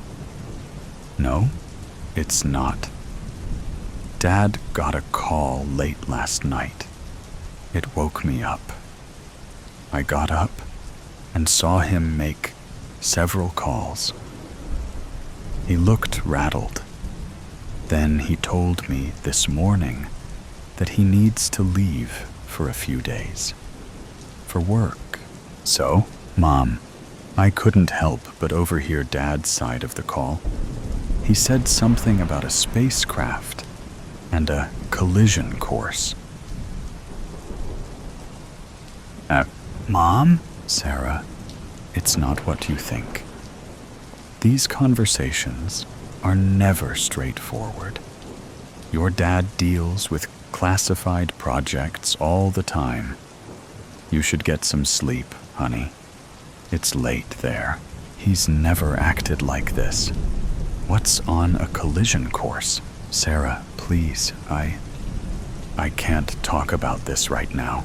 All those launches, the spacecraft, the deleted information.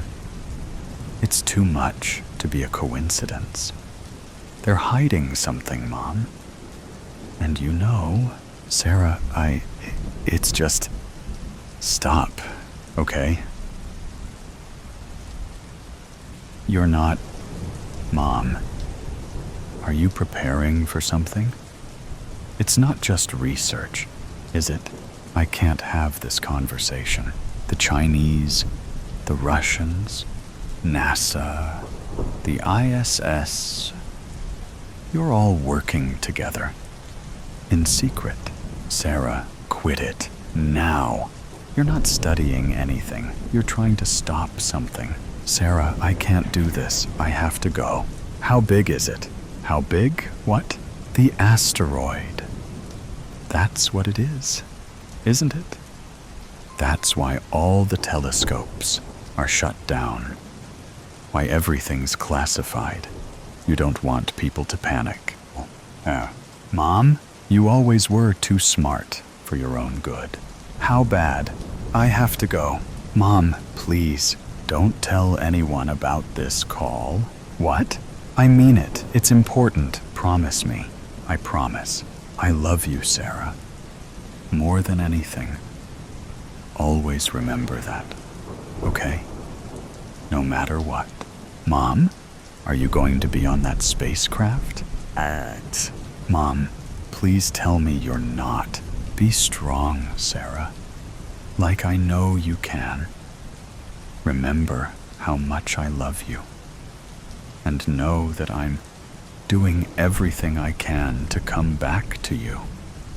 And stay close to Aunt Paula. Just in case. Mom, just be careful and come home soon. Mom, this call has been terminated. I love you too. Stay safe. A tear for Mr. Pessbody.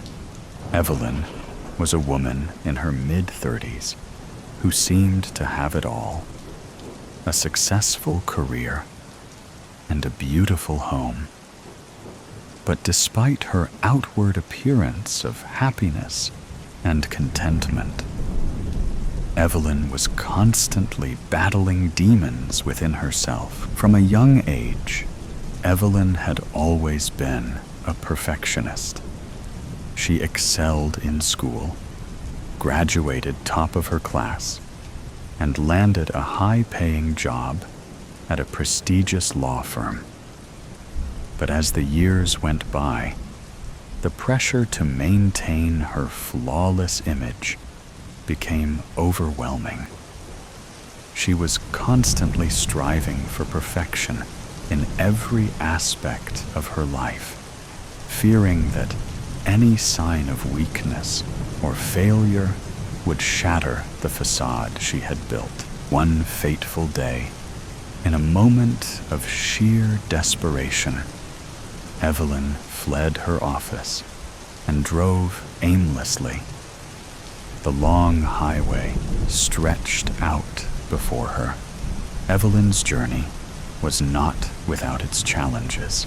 The rhythmic hum of the engine and the gentle whir of the tires on the asphalt were the only sounds that accompanied her. She found herself contemplating the choices that had led her to this point.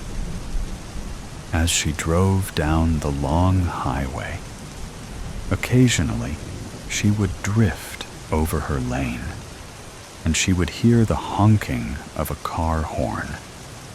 She would be lost in thought and not paying attention to the road, which is something she never done before. Evelyn was a very good driver. She did not know what was going on. I need to stop this and get my mine back on the road before I kill myself of someone else. Her headlights illuminated the highway, casting long shadows across the landscape. She had been driving all day and well into the night. Her eyes were heavy and burning from the headlights blaring in her eyes. She gripped the steering wheel, her knuckles turning white as she navigated the road ahead. The miles seemed to stretch on endlessly, the road disappearing into the darkness ahead. But she wasn't afraid. She knew she needed to stop soon. The sign up ahead read, "Exit 1 mile." As she exited the highway, she felt a sense of dread. It was not a well-lit road. See let out a sigh of relief as she seen a Waffle House sign lit up. But to get to the Waffle House parking lot, she had to go through an old, abandoned gas station. As she cut through the station, she could see a shadowing figure standing on the corner of the abandoned station. She couldn't take her eyes off the figure. It was as if he was staring right through her. As she pulled into the Waffle House parking lot, she bumped into the curb, which broke her fixation of the figure at the gas station.